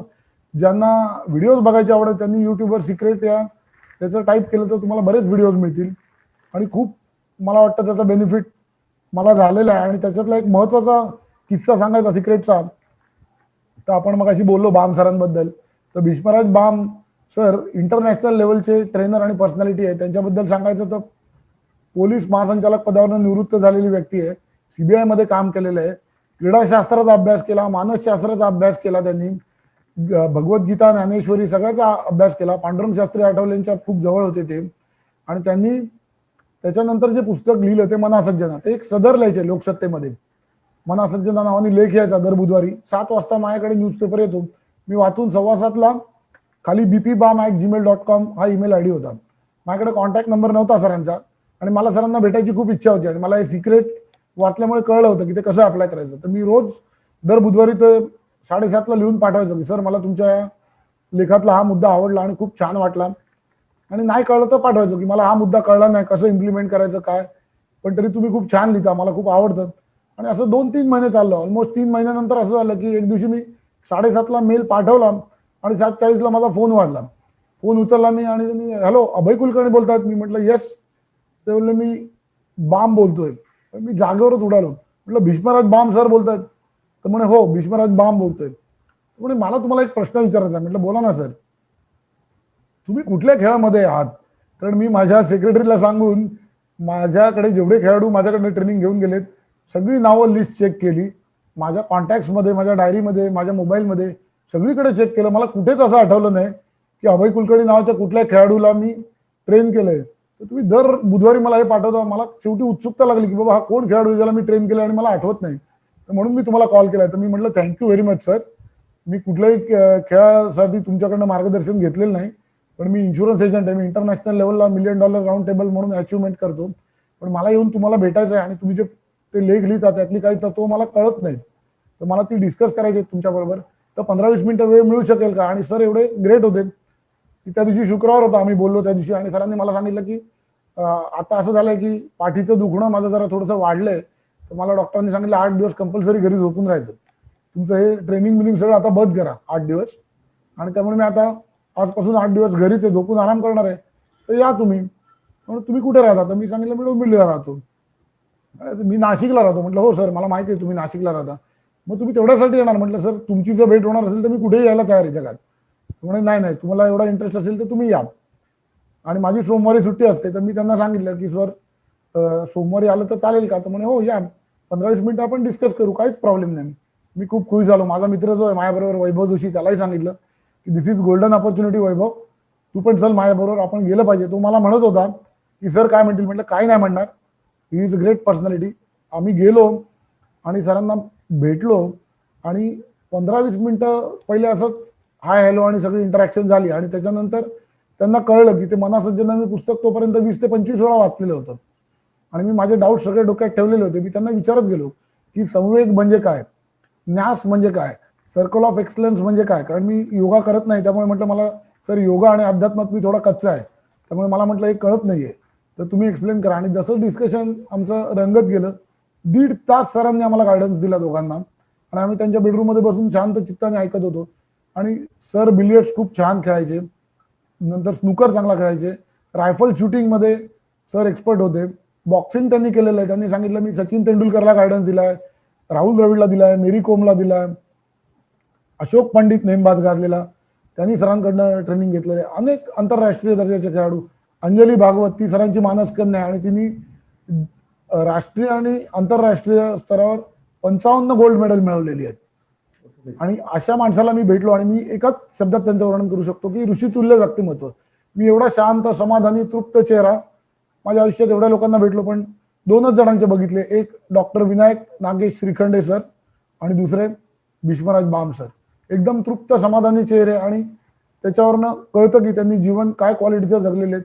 अतिशय हसतमुख आणि प्रसन्न व्यक्तिमत्व होतं. मी भाग्यवान समजतो मला की मला बाम सरांना भेटायला मिळालं, आणि श्रीखंडे सरांना पण मी भेटलो, तो याच टेक्निकने भेटलो की डॉक्टर्स डेला मी डॉक्टर्सना काही ग्रीटिंग पाठवली होती, आणि श्रीखंडे सरांचं आणि 2 हात पुस्तक वाचून मला असं वाटलं की श्रीखंडे सरांना पण एक लेटर पाठव. मी मराठीत लेटर हेडवर लिहून लेटर पाठवलं की सर तुमचं आत्मचरित्र मी वाचलंय, खूप आत्मचरित्र वाचलेत, पण एवढं प्रामाणिकपणे लिहिलेलं आत्मचरित्र वाचलं नाही की ज्याच्यात तुम्ही तुमच्या चुका पण लिहिल्यात. आणि तुमचं आत्मचरित्र वाचून मला हे कळलं की उत्तम माणूस कसं व्हायला पाहिजे. तुम्ही उत्तम डॉक्टर तर आहातच, पण तुम्ही खूप उत्तम माणूस आहात, तर तुम्हाला दीर्घायुष्य लाभावे हीच ईश्वर चरणी प्रार्थना. आणि मला असं वाटलं की सरांची सेक्रेटरी एखादं मेल पाठवेल किंवा थँक्यू कार्ड येईल. आणि 2 दिवसांनी असंच ऑफिसमध्ये इथेच या चेअरमध्ये बसलेलो होतो, 12 वाजता फोन वाजला. मी म्हटलं हॅलो, म्हणे अभय कुलकर्णी बोलतात का? मी म्हटलं येस, मी डॉक्टर श्रीखंडे बोलतोय. मी या खुर्चीतनं अक्षरशः उडायचा बाकी होतो. मी म्हटलं डॉक्टर श्रीखंडे सर बोलतायत? तर म्हणे हो का कुलकर्णी, तुम्हाला आश्चर्य वाटलं का? तर मी म्हटलं हो सर, मनापासून सांगायचं तर आश्चर्य वाटलं, कारण तुम्ही इंटरनॅशनल लेवलचे सर्जन आहात, आणि मला असं वाटतं की तुम्ही 85-86 असाल. म्हणजे त्यांनी काय होतं, तर मला असं वाटलं, म्हटलं की तुमचं शेड्यूल एवढं बिझी असतं, तर एका छोट्या पत्राची तुम्ही एवढी दखल घेणार नाही. तर त्यांनी मला जे वाक्य सांगितलं ते माझ्या कायम लक्षात राहिलं की कुलकर्णी एक गोष्ट लक्षात ठेवा की जर मला कोणी फोन कॉल केला आणि मी उचलू शकलो नाही, तर आपण नॉर्मली काय करतो, sorry I will call you back असा मेसेज पाठवतो, किंवा मी घरी नसताना जर कोणी घरी येऊन गेलं, किंवा तुम्ही आता मला हे लेटर पाठवलं, तर ही साधी माणुसकीची गोष्ट नाही आहे का की त्या माणसाला परत कॉल बॅक करणं, किंवा मी घरी नसताना कोणी येऊन गेलं तर त्याला फोन करून त्याची दखल घेणं, किंवा तुम्ही मला हे पत्र पाठवलं. मला म्हणे 100 जणांनी डॉक्टर डेचे मेसेज पाठवले असतील व्हॉट्सअपवर, पण मी बघितलं एकमेव माणूस आहे की ज्याचं शुद्ध मराठीत लिहिलेलं लेटर हेडवर लेटर आलं. तर मी म्हटलं कोण आहे अभय कुलकर्णी, म्हणून कॉल करू. आणि मग मी सरळ सरांना सांगितलं की सर मला तुम्हाला भेटायची मनापासून इच्छा आहे, आणि मला असं वाटतं की तुमचं एखादं स्पीच पण मला ऐकायला मिळालं तर खूप मजा येईल. आणि 2 दिवसांनी सरांचं ठाण्यामध्ये स्पीच होतं बांदोडकर कॉलेजला. तिथल्या प्रिन्सिपल रिटायर होणार होत्या, माधुरी पेजावर मॅडम म्हणून. तर सरांनी मला सांगितलं की तू परवा काय करतायत. मी म्हटलं नाही असं काही हे नाही आहे. मग परवा याल का तुम्ही, माझं तिथे लेक्चर आहे की टीचर ॲज अ मोटिवेटर किंवा रोल मॉडेल कसा असावा या विषयावर. तर मी म्हटलं क्या बात आहे सर, नक्कीच मला ऐकायला आवडेल. पण म्हटलं तुम्ही कॉलेजसाठी म्हणताय, तर मी कॉलेजमध्ये स्टुडंट म्हणून पण नाही येऊ शकत, त्या कॉलेजचा मी स्टाफ पण नाही, तर मी कसं काय अटेंड करणार. तर सर म्हणाले अरे मी तुला माझा गेस्ट म्हणून बोलवतोय. म्हटलं क्या बात आहे, असं जर असेल तर सर याच्यापेक्षा चांगली गोष्ट माझ्या आयुष्यात काय असू शकते. तर त्यांनी 15 मिनिटात सांगितलं, सेक्रेटरीने माझा ईमेल आयडी घेतला, मला इन्व्हिटेशन लेटर पाठवलं, कॉलेजला कम्युनिकेट केलं, त्याची कॉपी मला पाठवली की Abhay Kulkarni is my guest, so please take care of him. दुसऱ्या दिवशी मी जेव्हा तिथे गेलो त्यावेळेला मी बघितलं की आपला डेस्क असतो ना वेलकम, तिथे लिहिलेले असतात वेगवेगळे पेपर्स, तिथे प्रिंटआउटवर लिहिलेलं होतं की गेस्ट. त्याच्यात मी नाव टाकलं अभय कुलकर्णी, म्हटल्यानंतर ती वेलकम करायला उठून उभी राहिली आणि मी आश्चर्यचकित झालो. मी म्हटलं मी काय एवढा फेमस नाही की अनोळखी व्यक्ती उठून उभी राहील. तिने सांगितलं, श्रीखंडे सरांनी मला सांगितलंय की कुलकर्णी आले की घेऊन ये म्हणून. आणि मग प्रिन्सिपलच्या केबिनमध्ये गेलो, तिथे बसून सरांना अक्षरशः पायच धरायचे बाकी होतो. सर बोलले नाही नको करू, तसं मला आवडत नाही. आणि चहा घेतला आणि मग त्यांचं लेक्चर ऐकलं. माझ्या एक गोष्ट लक्षात आली, मी सरांना सांगितलं की मी तुमच्यासाठी टोटली अनोळखी माणूस आहे, तुम्ही मला जर एवढी चांगली ट्रीटमेंट देताय तर याच्यावर मला कळतं की तुमचा जर एखादा पेशंट असेल तर तुम्ही त्याची किती छान पद्धतीने काळजी घेत असाल. आणि हेच मी शिकलोय मोठ्या माणसांकडनं की ते एकदम सिंपल डाऊन टू अर्थ असतात. आणि श्रीखंडे सरांची झालेली भेट आणि बाम सरांची झालेली भेट हे मी दोन असे म्हणतो की माझ्या आयुष्यातले अविस्मरणीय दिवस आहेत. आणि थँक्स टू सिक्रेट आणि visualization technique for this. That's great. हे तुम्ही माझ्याशी शेअर केलं होतं, आपण एकदा बोललो होतो त्या विषयावर तेव्हा. This also shows that you are totally involve in total. म्हणजे अभी में आप में वो बच्चा अभी है तो कंटिन्युअसली काहीतरी creative and something different you continuously go on doing, and that is the secret of your success. We already have almost 400 people, 300 plus on YouTube and 60-65 here. Let me move further. Regarding the presentation of human life value. Yes sir. In a simple format, you present human life value in a normal discussion. How do you do that? Yes, human life value he concept अशी आहे की doctor Solomon ह्युबनर म्हणून आहे, त्यांनी ही कन्सेप्टवर PhD केली. आणि फक्त मी ती आपल्या सिस्टीममध्ये, इंडियन सिस्टीममध्ये फॉर्म केली की ह्युमन लाईफ व्हॅल्यू म्हणजे नक्की काय. आपण एक दोन एक्झाम्पल घेतली तर चालेल का सर? Yes yes. मग ते आपल्याला पटकन एक्सप्लेन करता येईल. येस. साधारण आपण असं पकडूया की एखाद्या माणसाचं 25,000 रुपये इन्कम आहे, तर त्यांनी दिलेल्या फॉर्मॅटमध्ये ते असं जातं की हाऊस होल्ड एक्सपेन्सेस पहिला येतो प्रत्येक माणसाचा, जो माझा घर खर्च असतो. मग आपण म्हणू शकतो लाईट बिल आहे, माझं मेंटेनन्स आहे सोसायटीचा, घरात लागणारं ग्रोसरी आहे, दूध बिल आहे, सगळी जी काय बिल्स आहेत, माझ्या मुलांच्या एज्युकेशनचे फीज आहेत स्कूलच्या, ते सगळं मी पकडतो. 40 ते 50% ॲव्हरेज प्रत्येक माणसाचा खर्च होतो. 10% मी स्वतःवर खर्च करतो, घराबाहेर पडल्यानंतर पेट्रोल असेल किंवा स्वतःचे काही एक्सपेन्सेस आहेत. 10% जो आहे तो साधारण फॅमिली एंटरटेनमेंट एक्सपेन्सेससाठी मी करतो. आणि 20% साधारण मी सेव्हिंग करतो. 20 ते 30% माझे काही लोन्स असतात. मग पर्सनल लोन असेल, कार लोन असेल किंवा ऑफिस लोन असेल, तर नॉर्मली 100% किंवा 5 गोष्टींमध्ये डिवाइड होतात. तर ह्युमन लाईफ व्हॅल्यू प्रमाणे काय सांगता येतं आपल्याला की एखाद्या माणसाचं 25,000 इन्कम असेल तर तो साधारण 10,000 रुपये घरासाठी खर्च करतो. तर दुर्दैवाने आज जर त्या माणसाची डेथ झाली किंवा ही इज नो मोर, तर फॅमिलीला काय सफर करावं लागतं की त्याचं इन्कम स्टॉप होतं. तर insurance is actually income replacement for any family. तर तो माणूस गेल्यानंतर त्याचे खर्च फक्त त्याच्याबरोबर जातात, त्याचं सेव्हिंग जे ते स्टॉप होतं ते फॅमिलीला मिळतं. Loans becomes liability for that family. So loans आपल्याला त्याच्यात ऍड करायला पाहिजे कॅल्क्युलेट करताना ह्युमन लाईफ व्हॅल्यू. आणि जास्तीत जास्त एंटरटेनमेंट एक्सपेन्सेस कमी होऊ शकतात. पण 40% जर पकडलं तर 10,000 मंथली जर एखाद्या माणसाला फॅमिलीला पाहिजे तर वर्षाला 1,20,000 होतात. तर सिम्पल लँग्वेजमध्ये आपण असं कॅल्क्युलेट करू शकतो की 1,20,000 जर मला पाहिजे असतील आणि रेट ऑफ इंटरेस्ट आता मॅक्झिमम 6% आपण गृहीत धरू, तर मला किती लाखाची एफडी बँकेत करायला पाहिजे. तर अप्रॉक्सिमेटली 20 लाखाची एफडी केली तर 6% इंटरेस्टनी मला 1,20,000 रुपये इन्कम इयरली जनरेट होईल, which is equal to 10,000 monthly. तर 20 लाखाची एफडी 25,000 रुपये जर कोणी अर्न करत असेल तर त्याची होऊ शकते का? तर उत्तर नॉर्मली नाही येतं, कारण तो माणूस 20 लाख नाही बाजूला काढून ठेवू शकत. मग सेकंड सोल्युशन इज, मी 20 लाखाचा जर इन्शुरन्स केला तर फ्रॉम द डे वन मी 20 लाखाची ॲसेट माझ्या फॅमिलीसाठी क्रिएट करतो किंवा बॅकअप क्रिएट करतो, किंवा आपण असं म्हणू शकतो की जनरेटर क्रिएट करतो फॅमिलीसाठी की which will take care of my family members, त्यांची ड्रीम्स, आणि ती कुठेही शॅटर होत नाहीत आणि ती फॅमिली व्यवस्थित त्या जो काही त्यांच्यावर जर असा कधी कोणाच्यावर दुःखद प्रसंग आला तर त्याच्यातनं बाहेर पडू शकते. आणि सर आपण एक दुसरं एक्झाम्पल बिझनेसमनचं घेऊ, कारण बिझनेसमन असेल आणि समजा 12 लाख रुपये इन्कम आहे त्याचा, आपण गृहीत धरू एक एक्झाम्पल म्हणून, आणि तुमचंच एज पकडू 40 एज पकडू Sunish sir, is it okay? Thank you. नाही सर, 10 ऍड करावे लागतील तुम्हाला त्याच्यात. अच्छा, मला 40 वाटलं सर, म्हणून मी 40. Thank you. So credit goes to you. 40 age आपण असं पकडू की तुम्ही बिझनेसमन आहात आणि तुमचं 12 लाख इन्कम आहे, तर साधारण सर मला असं वाटतं 40% तरी आपण असं पकडू शकतो का 30 to 40% हाऊस होल्ड एक्सपेन्सेस होतो 12 लाख इन्कम असेल तर. Yes. आणि बिझनेसमन असेल तर दुसरी एक गोष्ट सर मी एक ऑब्झर्व केली की बिझनेसमन सगळ्यात पहिले काय करतो की माझी फॅक्टरी असेल तर मी फॅक्टरीचा पहिला मोठा इन्शुरन्स काढतो. माझा जो काही आतमध्ये प्रोडक्शनचं मटेरियल असेल त्याचा इन्शुरन्स करतो. कार असेल माझी मर्सिडीज असेल ऑडी असेल तिचा मी 1 करोडचा इन्शुरन्स करतो. पण बऱ्याच वेळा काय होतं की बिझनेसमनचं स्वतःच्या इन्शुरन्सकडे काही ना काही कारणांनी दुर्लक्ष होतं. आणि बऱ्याच वेळा बिझनेसमन बऱ्याच अशा प्रोजेक्ट्स असतात की मी एक्सपान्शनसाठी लोन घेतो. त्यावेळेला बँक जिथे सांगेल तिथे मला गरज असते तर मी पर्सनल गॅरंटीज माझ्या पर्सनल ॲसेट्स पण सगळ्या बँकेकडे असाइन करून टाकतो, नोईंगली ऑर अननोईंगली. तर त्यावेळेला असं वाटतं मला की मी डिस्कस करताना सांगतो की सर 1 करोडचा जर तुम्ही मर्सिडीजचा किंवा ऑडीचा तुमचा इन्शुरन्स केलाय आणि 3 किंवा 4 वर्ष जरी झाली गाडीला आणि इन्शुरन्स कंपनी जर म्हणाली की तुम्हाला थोडा जास्ती प्रीमियम भरून 0 डिप्रिसिएशन पॉलिसी काढून जर काही नुकसान झालं गाडीचं डॅमेज झालं तर 1 करोड रुपये मिळतील, तर त्याच्यासाठी तो माणूस जास्ती प्रीमियम भरायला पण तयार असतो की मी नॉर्मलपेक्षा 10% जास्ती भरतो पण मला नुकसान झालं तर नुकसान भरपाई मॅक्झिमम मिळावी.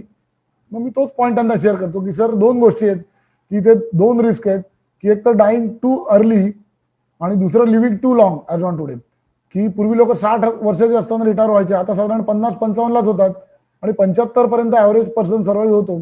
तर मी बिझनेस माझ्या नेक्स्ट जनरेशनला जर हँडओव्हर केला तर त्यावेळेला मला काही बिझनेसमधनं फंड्स काढता येत नाहीत आणि मग त्यावेळेला मी 50 किंवा 55ला रिटायर झालो तर मला एक फिक्स इन्कम किंवा पेन्शन पाहिजे. त्यासाठी लाईफ इन्शुरन्सची मदत घेऊन आपण प्रोव्हिजन करून त्याची प्लॅनिंग करू शकतो की एक जर काही अनफॉर्च्युनेट डेथ क्लेम झाला मध्ये तर फॅमिली प्रोटेक्शन आणि लोनसाठी इन्शुरन्स कव्हरेज. आणि दुसरं की माझ्या रिटायरमेंट नंतर मला एक मंथली इन्कम 50,000 असेल, लाख रुपये असेल आणि गॅरंटेड टॅक्स फ्री इन्कम. कारण रिटायरमेंट नंतर 2 गोष्टी माणसाला मला असं वाटतं की आवश्यक आहेत की एक चांगली हेल्थ आणि एक guaranteed fix income. Thank you. Last 2 questions before we move, put open questions to the audience. Yes. Audience, if you have any questions, you can put it in the chat box. What is the role of training in your profession? Training जे तुम्ही घेताय आणि त्याचं implementation ह्याचं तुमच्या या total growth प्रोसेसमध्ये काय रोल आहे? ट्रेनिंगचा नक्कीच मी सांगेन की आतापर्यंत ज्या माझ्या अचिव्हमेंट्स आहेत त्याच्यात खूप मोठा रोल वेळोवेळी ट्रेनिंगने प्ले केलेला आणि मी बरीच वेगवेगळी ट्रेनिंग घेतो. म्हणजे मी फक्त LIC रिलेटेड ट्रेनिंग घेतो असं अजिबात नाहीये. आणि त्याचा मला असा उपयोग होतो की एक चतुरस्त्र व्यक्तिमत्व म्हणून डेव्हलपमेंट होते. आता रोटरीमध्ये आमच्या बरीच काही काही चांगली ट्रेनिंग्स असतात. रोटरीमधली मी ट्रेनिंग्स घेतो. मी पथिकचं ट्रेनिंग घेतलेलं 2001-2 साली आणि त्याचा मला 2002ला इमिजिएट पहिल्या MDRTला उपयोग झाला होता. कारण पथिकनी पण खूप चांगल्या गोष्टी शिकवल्या की पथिकमध्ये एक डिसिप्लिन होती की मीटिंगमध्ये पण कुठे जर गेलो किंवा ट्रेनिंगमध्ये तर 9 वाजता आमचं मला आठवतं 9ला प्रार्थना व्हायची तर 9:01ला तो समीर सुर्वे जो पथिकचा ट्रेनर आहे तो दरवाजा उघडून बघायचा, कोणी बाहेर असेल तर आत घ्यायचा. 9:01 होऊन गेला की तो कोणी असू दे, मॅनेजर असू दे, डायरेक्टर असू दे, तो डोअर बंद ठेवायचा आणि जेव्हा 11 वाजता टी ब्रेक व्हायचा तेव्हा त्याला आत घ्यायचा. तर या सिस्टीममुळे मला ती एक सवय लागली की कुठल्याही क्लायंटकडे जाताना मी 10 मिनिटं अगोदरच जाऊन पोहोचतो. आणि दुसरं की प्रोफेशनल इन्साइट्स म्हणून एक ट्रेनिंग आहे, ते ट्रेनिंग मी घेतलं पाय म्हणून. तर त्याच्यामध्ये मला त्यांची फिलॉसॉफीच खूप आवडली की या जगामध्ये ज्या सगळ्या गोष्टी आहेत त्या अबेंडंट आहेत. सो अशी तुम्ही धडपड करू नका की सगळ्या गोष्टी मलाच मिळायला पाहिजेत. जे काही आहे ते जगामध्ये सुख आहे, पैसा आहे, समृद्धी आहे, ते सगळं अबेंडन्स आहे. त्यामुळे ते प्रत्येकाला योग्य वेळी मिळणार आहे. तर ही कन्सेप्टच मला त्यांची खूप आवडली. आणि त्यांनी मला दुसरं की योगा रिलेटेड काही टेक्निक्स पण त्याच्यामधनं शिकायला मिळाली की ज्याच्यामुळे स्वभाव शांत व्हायला आणि फोकस करायला मला खूप मदत झाली पायची. भगवद्गीतेचं आता मी लॉकडाऊनमध्ये किंवा कोविड पिरियडमध्ये ट्रेनिंग घेतलं. नंतर डिजिटल मार्केटिंगचं घेतलं. सगळ्यात लेटेस्ट म्हणजे 15 दिवसापूर्वी घेतलेलं मला जरूर सांगायला आवडेल की अनघा मोडक म्हणून आहे की जी खूप उत्तम निवेदिका आहे आणि सूत्रसंचालन करते. तुम्ही जरूर युट्यूबवर तिचे व्हिडिओ बघा. स्वयंमध्ये तिने दिलेला व्हिडिओ आहे. तिच्याच शब्दात सांगायचं झालं तो 24 वर्षापर्यंत एकदम हसत खेळत छान आयुष्य जगणारी मुलगी होती. आणि एक अनफॉर्च्युनेट इन्सिडेंट असा झाला की जिच्यामुळे तिचे डोळे गेले पण दृष्टी नाही गेली, व्हिजन नाही गेलं. आणि तिने स्वतःला डेव्हलप केलं. त्याच्यानंतर तिने निवेदन आणि सूत्रसंचालन चालू केलं आणि खूप छान पद्धतीने ती निवेदन करते. तिचे ज्योतीने तेजाची आरती म्हणून 13 भाग आहेत 1-1 तासाचे. गदी माडगुळकर आणि सुधीर फडके यांच्यावर आहेत. आणि तुम्ही ऐकत राहाल ना ते भाग तर तुम्हाला बघितल्यानंतर असं लक्षात येईल की 1 तास पूर्ण ती निवेदन करते. तिच्यासमोर काही नाहीये, फक्त डोक्यामध्ये तिने सगळं भरलेलं आहे. आणि तिच्याकडनं 3 दिवसाच्या संवाद कार्यशाळेत मी ट्रेनिंग घेतलं ना तर ते ट्रेनिंग ह्याचं होतं की आता मला ह्या लेक्चर नंतर मी तिला तो व्हिडिओ पाठवणार आहे आणि ती मला ऐकून सांगेल की त्याचा खरंच उपयोग झाला की नाही, की कसं बोलायला पाहिजे, कुठे पॉज घ्यायला पाहिजे, किती चांगल्या पद्धतीने ऐकायला पाहिजे, समोरच्या माणसाचं बोलणं तुम्ही कसं रिसीव्ह करायला पाहिजे, तुमचं ऑब्झर्वेशन किती चांगलं पाहिजे. आणि सगळ्यात चांगली गोष्ट मी तिच्याकडनं काय शिकलो असेल तर जीवनाकडे बघण्याचा सकारात्मक दृष्टिकोन, की एखादा एवढा वर्स्ट इव्हेंट आयुष्यामध्ये झाल्यानंतर पण मी बघितलं तिने कोणालाही दोष दिलेला नाही आणि तिने त्याच्यातनं मार्ग काढून स्वतःची एक वेगळी ओळख निर्माण केली. तर ज्यांना कोणाला असं वाटत असेल, कारण आपण सेल्स लाईनमध्ये आहोत, तर व्हॉइस आणि आत्ताच्या काळामध्ये आपण कोणाला पर्सनली भेटणं खूप रेअर झालेलं आहे या सिच्युएशनमध्ये, तर त्यांना मी जरूर रेकमेंड करेन की अनघा मोडकची कार्यशाळा 3 दिवसाची संवादची तुम्ही जरूर कराल. It will benefit you a lot. Thank you very much. Thank you sir. Along with business inputs तुम्ही जे पर्सनल डेव्हलपमेंटचे सायकोलॉजिकल डेव्हलपमेंट संदर्भातले जे काही इनपुट्स दिले ना, हे पण आजच्या तारखेला they are very much needed for me and my team also. In fact काही शेवटचे जे 2-3 प्रश्न होते they were specifically focus for new entrance. त्याच्यातला हा शेवटचा प्रश्न माझा, what are the 3 takeaways you will give for any new joining. Suppose एक नवीन एजंट जो मागच्या 2-4-6 महिन्यामध्ये जॉईन झालेला आहे, त्याला तुम्ही अशा काय 3 गोष्टी सांगाल to follow in this industry to succeed? खूप छान प्रश्न विचारला सर. पहिली गोष्ट मी कॉंग्रॅच्युलेट करेन जे या प्रोफेशनमध्ये नवीन आले त्यांना, की दिस इज व्हेरी नोबल प्रोफेशन आणि याच्यात तुम्हाला पैसे तर मिळतातच पण मनापासून लोकांची सेवा केल्याचं समाधान मिळतं. So congratulation for taking a great decision. Second sir, मला शेअर करायला आवडेल की 2014ला जेव्हा मी MDRT convention first time attend केलं टोरंटोमध्ये, तो क्रेडिट गोज टू कमलेश भाई शाह अँड निखिल आनंद पारा. त्यांनी मला खूप मोटिवेट केलं आणि मी त्यामुळे अटेंड केलं. त्यावेळेला टोनी गॉर्डन म्हणून आपले जे इन्शुरन्स इंडस्ट्रीमध्ये जायंट नेम आहे, 2014 साली मला आठवतं त्यांनी 36 top of the table in a row qualify केलेले होते. आणि त्यावेळेला त्यांचं लेक्चर ऐकायला लिटरली मिलिंद महाने सर होते, खूप आपल्या इंडस्ट्रीमधले दिग्गज लोक होते. आम्ही सगळे बाहेर त्या हॉलच्या लाईन लावून उभे होतो, कारण हॉलमध्ये कपॅसिटी लिमिटेड होती आणि फर्स्ट कम फर्स्ट सर्व बेसिसवर एंट्री होती. आम्ही सगळ्यांनी तिथे 1 तास त्यांचं स्पीच जे एन्जॉय केलं, त्यातनं मला जे 3 गोष्टी मी इम्प्लिमेंट केल्या त्या मी नवीन लोकांना सांगायला मला आवडेल, की डेली 3 कॉल्स करा. त्यांनी सांगितलं होतं की डेली 3 कॉल्स करा, 1 दिवस सुट्टी घ्या फॅमिलीसाठी, मी सोमवारी घेतो, 1 दिवस ट्रेनिंगसाठी द्या आणि I will guarantee you TOT, असे त्यांचे वर्ड्स आहेत. आणि he is following it religiously. त्यांचा पर केस साईज मोठी असल्यामुळे ते TOT होतात, पण मी इम्प्लिमेंट केलं आणि मला जो सक्सेस मिळाला की डेली 3 केसेस केल्या, 1 दिवस ट्रेनिंग आणि 1 दिवस फॅमिलीसाठी, तर I will guarantee you MDRT. Second त्यांनी सांगितलेली गोष्ट होती की patience and perseverance you have to keep in this business. आणि थर्ड अँड लास्ट त्यांनी मोस्ट इम्पॉर्टंट जे शेअर केलं होतं की तुमच्या फॅमिलीला आणि तुमचे जे कोणी क्लायंट आहेत त्यांना सगळ्यांना तुम्ही तुमच्या बिझनेसमध्ये पार्टनर बनवा आणि त्या सगळ्यांच्या सपोर्टमुळे तुम्ही पुढे चाललात हे तुम्ही कायम लक्षात ठेवा. तर या 3 गोष्टी मी तुम्हाला नक्की नवीन एजंट मला सांगायला आवडेल की या 3 गोष्टी जर तुम्ही इम्प्लिमेंट केल्या तर आय गॅरंटी यू की नेक्स्ट 4 मंथ्समध्ये यू विल बिकम MDRT, कारण this is a proven formula by mister Tony Gordon, who is a giant in our insurance industry. I like a pause here because this is something that has to be absorbed. And as I open up to the question sessions, खूप प्रश्न आलेले आहेत. Already we are 20 minutes on schedule. We have 10-15 minutes further to go. तर मी काही जे questions आलेले आहेत ते क्वेश्चन घेतो. Let me first start with Kirit Shingada sir's question. सरांनी चॅटबॉक्स मध्ये फार छान प्रश्न टाकलाय तुमच्यासाठी. Abhay sir, how do you handle frustration and negativity? आता बघा कोण विचारतायत. किरीट भाई शिंगाडा हे माझ्या पहिल्या MDRT साठी मला मोटिवेटर झालेला माणूस आहे.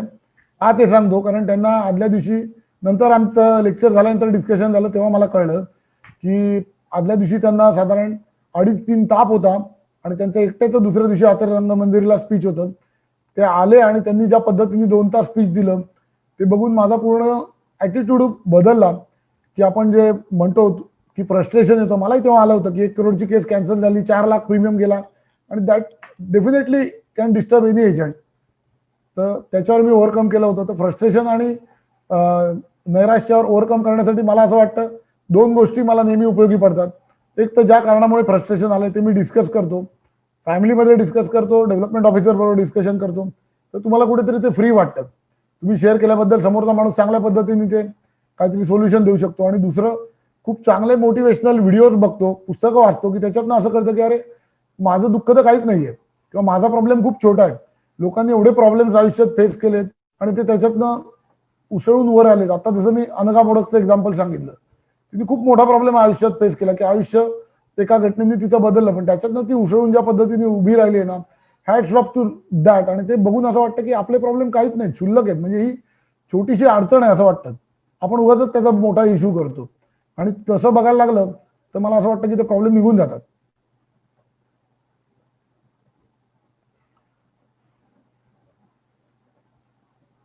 सुनीश सर, तुम्ही म्यूटवर आहात.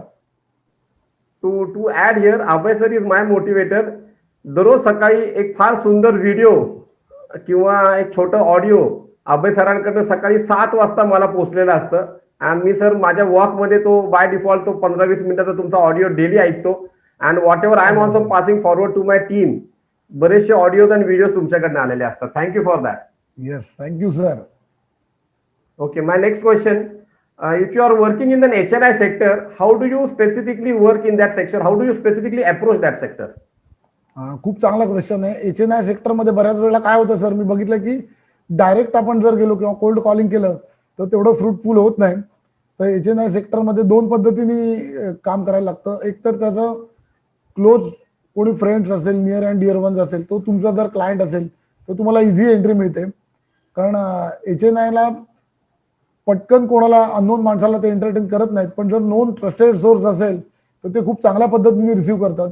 आणि HNIला ज्यावेळेला मी मीटिंग होते किंवा डिस्कशन करतो त्यावेळेला पहिल्यांदा सगळे डिटेल त्यांच्याकडनं घेतो आणि डिस्कस करून हे बघतो की त्यांची नीड काय.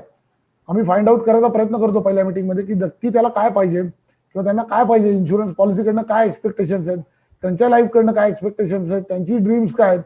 आणि then I try to give him solution की बाबा हे प्रॉडक्ट घेतल्याने तुमचं ड्रीम तुम्ही कसं फुलफिल करू शकता किंवा तिथपर्यंत कसं पोहोचू शकता, तुम्ही स्वतःला, तुमच्या फॅमिलीला किंवा तुमच्या बिझनेसला कसं सिक्युअर करू शकता. आणि 2 ते 3 अपॉइंटमेंट्स तरी असं होतं की HNIला तुम्हाला द्याव्या लागतात. 2-3 अपॉइंटमेंट झाल्यानंतरच दोघांच्या मध्ये तो ट्रस्ट किंवा एक ब्रिज विश्वासाचा निर्माण होतो आणि त्याच्यानंतर तो सेल करणं इझी होतं. आणि HNI बरोबर मी बघितलं की आपल्याला खूप वेळा असं वाटतं, पण जेवढ्या HNIना मी भेटलेलो ते खूप सिम्पल असतात, फक्त ते पर्टिक्युलर असतात सगळ्या गोष्टींमध्ये. तर आपण पर्टिक्युलर असणं गरजेचं आहे HNIशी डील करताना. आणि you should be very clear. एखादी गोष्ट मला माहित नसेल तर मी क्लिअर कट त्यांना सांगतो की सर मला हा पॉईंट माहित नाहीये, मी कन्फर्म करतो आणि I will get back to you. तर तुमच्याकडे तो प्रामाणिकपणा असला पाहिजे. HNI तेच जज करत असतात की तुम्ही किती ट्रस्टवर्दी आहात आणि किती प्रामाणिक आहात, आणि त्याच्यानंतर इझिली बिझनेस मिळतो. That is one thing that you have to repeat again. कारण माझ्या चॅटबॉक्समध्ये 4-5 प्रश्न आहेत, ते 3 टेकअवेज MDRTचे परत रिपीट करायला सांगा. अच्छा, म्हणजे टोनी गॉर्डन सरांनी जे सांगितले ते. येस. टोनी गॉर्डन सरांनी जे सांगितले होते ते त्यांच्या पुस्तकात पण आहे की daily you make a 3 calls. आणि हे वर्षभरासाठी सांगतो मी, म्हणजे वर्षभर सिस्टीम मी केली तर 1 डे हॉलिडे आणि 1 डे फॉर युअर ट्रेनिंग. म्हणजे टोनी गॉर्डन स्वतः आणि त्यांचा अख्खा ऑफिस स्टाफ ट्रेनिंग घेतो. Then I will you guarantee you top of the table. आणि हे त्यांनी 2014 मध्ये 36 वेळा केलेलं होतं. आता मी लेटेस्ट MDRTचं व्हर्च्युअल कन्व्हेन्शन झालं, त्याच्यात परत टोनी गॉर्डन सरांचा इंटरव्ह्यू बघितला व्हर्च्युअल, आणि ही वॉज सो एन्थुझियास्टिक. हेच त्यांनी शेअर केले सिक्रेट. सेकंड, त्यांनी जे सांगितलं की ते पेशन्स आणि परसिव्हरन्स तुम्हाला या बिझनेसमध्ये ठेवायला पाहिजे. आणि थर्ड, की तुमच्या फॅमिलीला आणि तुमचे मित्र आहेत, तुमचे क्लायंट्स आहेत, त्यांना तुमच्या बिझनेसमध्ये पार्टनर बनवून घ्या. Then you will succeed more in your life. हे मला त्यांचे आवडलेले सगळ्यात 3 पॉईंट आहेत आणि मी इम्प्लिमेंट केलेत आणि मला याच्यामध्ये सक्सेस मिळाला. त्यामुळे मी नक्की सांगू शकतो की कुठल्याही जर एजंटने इम्प्लिमेंट केले हे 3 पॉईंट तर डेफिनेटली तो अचीव्ह करू शकतो त्याला जे काय पाहिजे ते. Sir, lot of questions coming, but with time constraint, as we want to wind up in next 5 minutes, last question. What is your current schedule in COVID? खूप चांगला प्रश्न आहे हा. पण कोविडमध्ये पण पहिले 5-7 दिवस आहे ना सर, खरं सांगायचं तर मलाही असं वाटत होतं की हां आता आपल्याला सुट्टी लागली, आता काय करायचं. आणि 5-7 दिवसानंतर मला लक्षात आलं की हा पिरियड लवकर संपणार नाहीये. So we have to plan something. आणि मग अकॉर्डिंगली मी शेड्यूल बनवलं की बाबा सकाळी एक साधारण 6:30 वाजता आपल्याला उठायला पाहिजे. त्यानंतर अर्धा ते पाऊण तास योगा किंवा व्यायाम जे आवडतं ते मी करतो. त्यानंतर 7:15 तुम्ही जसं सांगितलं 7:15 तुम्हाला माझा एक व्हिडिओ येतो, तसा मी 300 ते 400 माझ्या मित्रांना, काही त्याच्यामध्ये माझे क्लायंट्स आहेत, काही खूप चांगले मित्र आहेत, LIC मधले कलिग आहेत, डेव्हलपमेंट ऑफिसर आहेत, ब्रांच मॅनेजर्स आहेत, सगळ्यांना तो व्हिडिओ पाठवतो आणि खूप सुंदर फीडबॅक येतात लोकांचे. मला खूप आवडतं त्याच्यामुळे, की 1-2 जणांनी जरी मला दिवसभरात फीडबॅक दिला तरी मला नेक्स्ट डेला मोटिवेट व्हावून पाठवतो मी, आणि 1 तास मी त्या व्हिडिओसाठी देतो. त्यानंतर भगवद्गीतेचा क्लास चालू आहे, तर 1 तास झूमवर साधारण 7:30 ते 8:30 भगवद्गीता असते. मग ब्रेकफास्ट वगैरे झाला की त्याच्यानंतर 1 तास क्लायंटना कॉलिंग असतं. मग कोणी जर इंटरेस्ट दाखवला तर झूमवर पण एखादी मीटिंग होते. त्यानंतर लॉकडाऊनमध्ये केलेली अजून एक अचिव्हमेंट, कदाचित तुम्हाला किंवा जे ऐकतात त्यांना हसू येईल, पण मला कॅरम खेळायला खूप आवडतं. तर मी आणि वैभव जोशी रोज 1 ते 1.5 तास कॅरम खेळतो. आणि लॉकडाऊनमध्ये केलेली अचिव्हमेंट म्हणजे मी सिक्रेट वापरून त्याला पण रोज सांगत होतो ऑगस्ट मंथमध्ये, की बघ मी पूर्वी खूप चांगला कॅरम खेळायचो आणि ब्रेक टू फिनिश मारलेला आहे, तर आता मी या महिन्यात ब्रेक टू फिनिश करून दाखवायचो. तर तो पण हसायचा आणि मी पण हसायचो, आणि तो होत नव्हता. 4 वेळा झाला असं ऑगस्ट मंथमध्ये, की मी ब्रेक केला, क्वीन आणि 8 कॉईन पॉकेट केला आणि 9वी जात नव्हती. आणि मला सांगायला आवडेल की 25 तारखेला गणपती बाप्पा जेव्हा आमच्या घरी होते, 25 तारखेला दुपारी आम्ही 4:30-5 कॅरम खेळत होतो, आणि त्या दिवशी मी ब्रेक केला आणि क्वीन आणि 9 कॉईन्स पॉकेट केल्या आणि ब्रेक टू फिनिश केला. सो डेली आम्ही एन्जॉय करतोय, कॅरम खेळतो, बॅडमिंटन खेळतो. त्याच्यानंतर चांगली पुस्तकं तर वाचतोच आहे, आता जास्ती वेळ मिळाला त्यामुळे या पिरियडमध्ये जास्ती पुस्तकं वाचून झाली.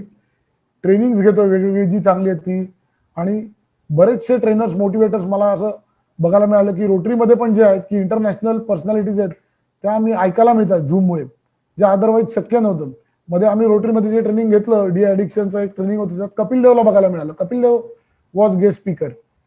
So that was something fantastic, की कपिल देव माझा खूप फेवरेट प्लेअर आहे. तर असे बरेच ट्रेनिंग्स काय काय चालू आहेत, ऍक्टिव्हिटी चालू आहेत, आणि बिझनेस पण येतोय. तर असं काही नाहीये की कोविडमध्ये नाहीये. मी खूप लोकांना बघतो, डिस्कस करतो आणि बघतो की खूप छान पद्धतीने लोक बिझनेस करतायत. So I am enjoying. काही प्रॉब्लेम नाही या पिरियडमध्ये पण. Okay, how do you plan your, this was the question that I skipped. In fact माझ्याकडे ते तुमच्या मी 4-5 प्रश्न स्किप केले तुमचे because of time constraint. Yes. But again this question has come up in the group म्हणून मी विचारतोय. How do you plan your day in advance and your back end office system activity and how do you delegate to your staff? Very good question sir. तुम्ही एकदम question सगळे असे काढून आणलेत की सगळी इन्फॉर्मेशन मिळेल. तर कामच ते सर. येस सर, मला आवडेल खूप सांगायला सिस्टीम, की डे मी ॲडव्हान्समध्ये प्लॅन करतो. जर उद्या कोणाच्या मीटिंग्स असतील तर त्यांच्याशी बोलून अपॉइंटमेंट घेऊनच सगळ्यांना भेटतो. आता जर चांगला जुना मित्र असेल, क्लायंट असेल, तर त्याच्याकडे विदाऊट अपॉइंटमेंट पण आपण जाऊ शकतो. पण बऱ्याच वेळेला काय होतं की मग तो काहीतरी वेगळ्या मूडमध्ये असतो. तर ऑलवेज आय प्रिफर की अपॉइंटमेंट्स घेऊन मी जातो आणि ते शेड्यूल फॉलो करतो स्ट्रिक्टली. आणि अपॉइंटमेंट्स घेऊन जातो त्यावेळेला मी इथे नसलो तरी मी बघितलं ऑफिस सिस्टीम माझा मॅनेजर जो मयूर आहे, माझ्याकडे जे एक्झिक्युटिव्ह आहेत, सिद्धेश आहे, तुषार आहे आणि संतोष आहे, ते लोक एवढ्या छान पद्धतीने सांभाळतात की सकाळी 9:30 ऑफिस ओपन झालेलं असतं. मी कुठे असलो तरी 6 वाजता ऑफिस बंद होतं. माझ्या ऑफिसचा वेगळा नंबर आहे जो माझ्या क्लायंट्सकडे जातो. 90% कॉल्स डायरेक्ट त्या ऑफिसच्या नंबरवरच जातात आणि डायरेक्ट ती मुलं काम करतात. आणि त्याचा जेव्हा थँक्यू मेसेज येतो किंवा ईमेल येतो की अरे थँक्यू, मला IT स्टेटमेंट मिळालं, डुप्लिकेट रिसिप्ट मिळाली, माझं लोनचं काम झालं, तेव्हा मला बऱ्याच वेळेला कळतं की यांनी काम केलेलं आहे. So they are doing fantastic job, की सगळं ऑफिस सांभाळतात. त्याच्यामुळे मी बाहेर हे सगळं फिरू शकतो. मी गाण्याच्या अनेक मैफिली ऐकतो, म्हणजे पंडित हृदयनाथ मंगेशकर, डॉक्टर सलील कुलकर्णी, उस्ताद झाकीर हुसेन, हरिहरन, उस्ताद राशिद खान, आशा भोसले, लता मंगेशकर, खूप मैफिली मी लांब लांब जाऊन ऐकतो. म्हणजे डोंबिवलीपासून मी जे बॉम्बेत राहतात त्यांना माहिती आहे की पार्ल्यामध्ये जाऊन पण गाण्याचे प्रोग्राम ऐकतो. आणि हे सगळ्याचं क्रेडिट 2 गोष्टींना मी देतो, की एक माझी फॅमिली, बायको आणि मुलगा, की जे जास्ती कुरकुर करत नाहीत मी या छंदांमध्ये रमलो आणि त्यांना थोडा कमी वेळ दिला तरी. आणि दुसरं की माझा ऑफिस स्टाफ, की जो या सगळ्या ऍक्टिव्हिटीसाठी मला फ्री ठेवतो. आणि सगळी सिस्टीम म्हणजे प्रीमियम इंटिमेशन लेटर, बर्थडेचे कार्ड्स, लोकांना फोन कॉल करणं, जाऊन त्यांना सगळ्या पॉलिसी, सगळं सिस्टीम हँड डिलिव्हरी देणं, हे सगळी सिस्टीम माझी ऑफिस हँडल करतं. त्यामुळे आणि या सगळ्या लोकांवर वरती बसलेली बिग बॉस म्हणजे अस्मिता कुलकर्णी, की मी जरी ऑफिसमध्ये नसलो तरी ती सगळ्या या गोष्टींचं लक्ष ठेवते. त्याच्यामुळे मी फ्री राहू शकतो. Thank you. There was one more question. I'll just focus on in the chat box. The last question. Okay, that was also related to staff delegation only. Okay. Thank you, Abhay sir. Very very interactive session and I had already promise की ह्याच्यामध्ये खूप काही शिकायला मिळणार आहे सगळ्यांनाच. कारण तुमच्याबरोबर जी मी 1-2 सेशन्स ऑलरेडी केले होते, डिस्कशन केले होते, त्याच्यामध्ये for me it was also very good take. Hope participants you all had a very good time and there were many things that you can implement in your business. भरपूर गोष्टी अशा होत्या ज्या तुम्ही तुमच्या बिझनेसमध्ये इम्प्लिमेंट करू शकता. अँड आत्ताच नाही सर, तुम्ही जेव्हा मला ते स्कोर कार्डची सिस्टम आपल्या मागच्या trial interview, because we do trial interviews for this, so we know what has to be delivered. So when तुमच्या ट्रायल इंटरव्ह्यूच्या सेशनमध्ये तुम्ही मला स्कोर कार्डची सिस्टम सांगितली and I am discussing with my agents how we can implement it. So that is my first take away and तुम्हाला मी feedback देतो. By this month end we have put the system in to place. Great sir. आणि मी पण तुम्हाला सगळ्यांना मनापासून धन्यवाद देतो. जेवढे मित्र आहेत, बरेचसे मित्र असे आहेत त्याच्यात बघणारे. आता मला नाव शेअर करायला आवडेल कारण मला मगाशी ते दिसलं, किरण शाह ही ज COT and corporate club member, पण केवळ माझ्या प्रेमाखातर किरीटभाई शिंगाडा, बरेच जण आहेत की जे माझ्यापेक्षा मोठी अचिव्हमेंट त्यांनी केलेली आहे, बट ते स्टील मला ऐकण्यासाठी आले. तर सगळ्यांचे जे इथे झूमवर आहेत, Sunish sir, Ashwini madam, dream university team आणि सगळे युट्यूबर जे मला बघतायत, माझे क्लायंट्स, माझे मित्र, नातेवाईक, सगळ्यांना मी मनापासून धन्यवाद देतो. Thank you. This was the fourth interview in life in conversation. तुम्ही ह्याच्या आधीचे काही इंटरव्ह्यूज मिस केले असतील तर you can go to the channel. There वर 3 very beautiful interviews already done. As we continue our learning journey at Life in Conversation, let us travel to Gujarat. Our next guest of honor is a lady, 4 years in her agency career. She has a 3-star achievement, MDRT, Karodpati and Shatakveer last 3 years, and currently qualified for the Galaxy Club member. Let us chat with Mrs. Sangeeta Pandya from Vadodara division. Well, there was a lot of request for Hindi session, and let me promise this will be a pan-India interview and it will be in Hindi. The topics of discussion for the session: nothing is impossible, be a full-timer day 1, prospecting is the key to success, make a gratitude list, passion needed to explore new dimensions, and the secret works. So don't miss it on 25th September, Friday, 5 p.m, same place. As we wrap up for the evening, a special thank you for the guest of honor, Mr. Abhayji, for your inspiring interview. Thank you all participants for being on time and hearing patiently. Please send your suggestions and inputs to make future interviews more of the learning experience. We have a second channel by the name Dream Invest Financial Education, where we upload financial education sessions done for clients on financial planning, insurance and investment management. We are creating a WhatsApp broadcast group for latest updates on business development and technical knowledge. If you wish to receive quotes, videos related to it, please send a SMS saying, please add me to broadcast on our WhatsApp number 9422034497. My sincere thanks to all the development officers for their support in this activity, and a special thank you for Pradhan sir for all the trial runs and follow-ups. Please like, share and subscribe our channel Life in Conversation to receive the latest updates. Wishing you a great time ahead. Thank you once again and our best wishes from Life in Conversation. Thank you.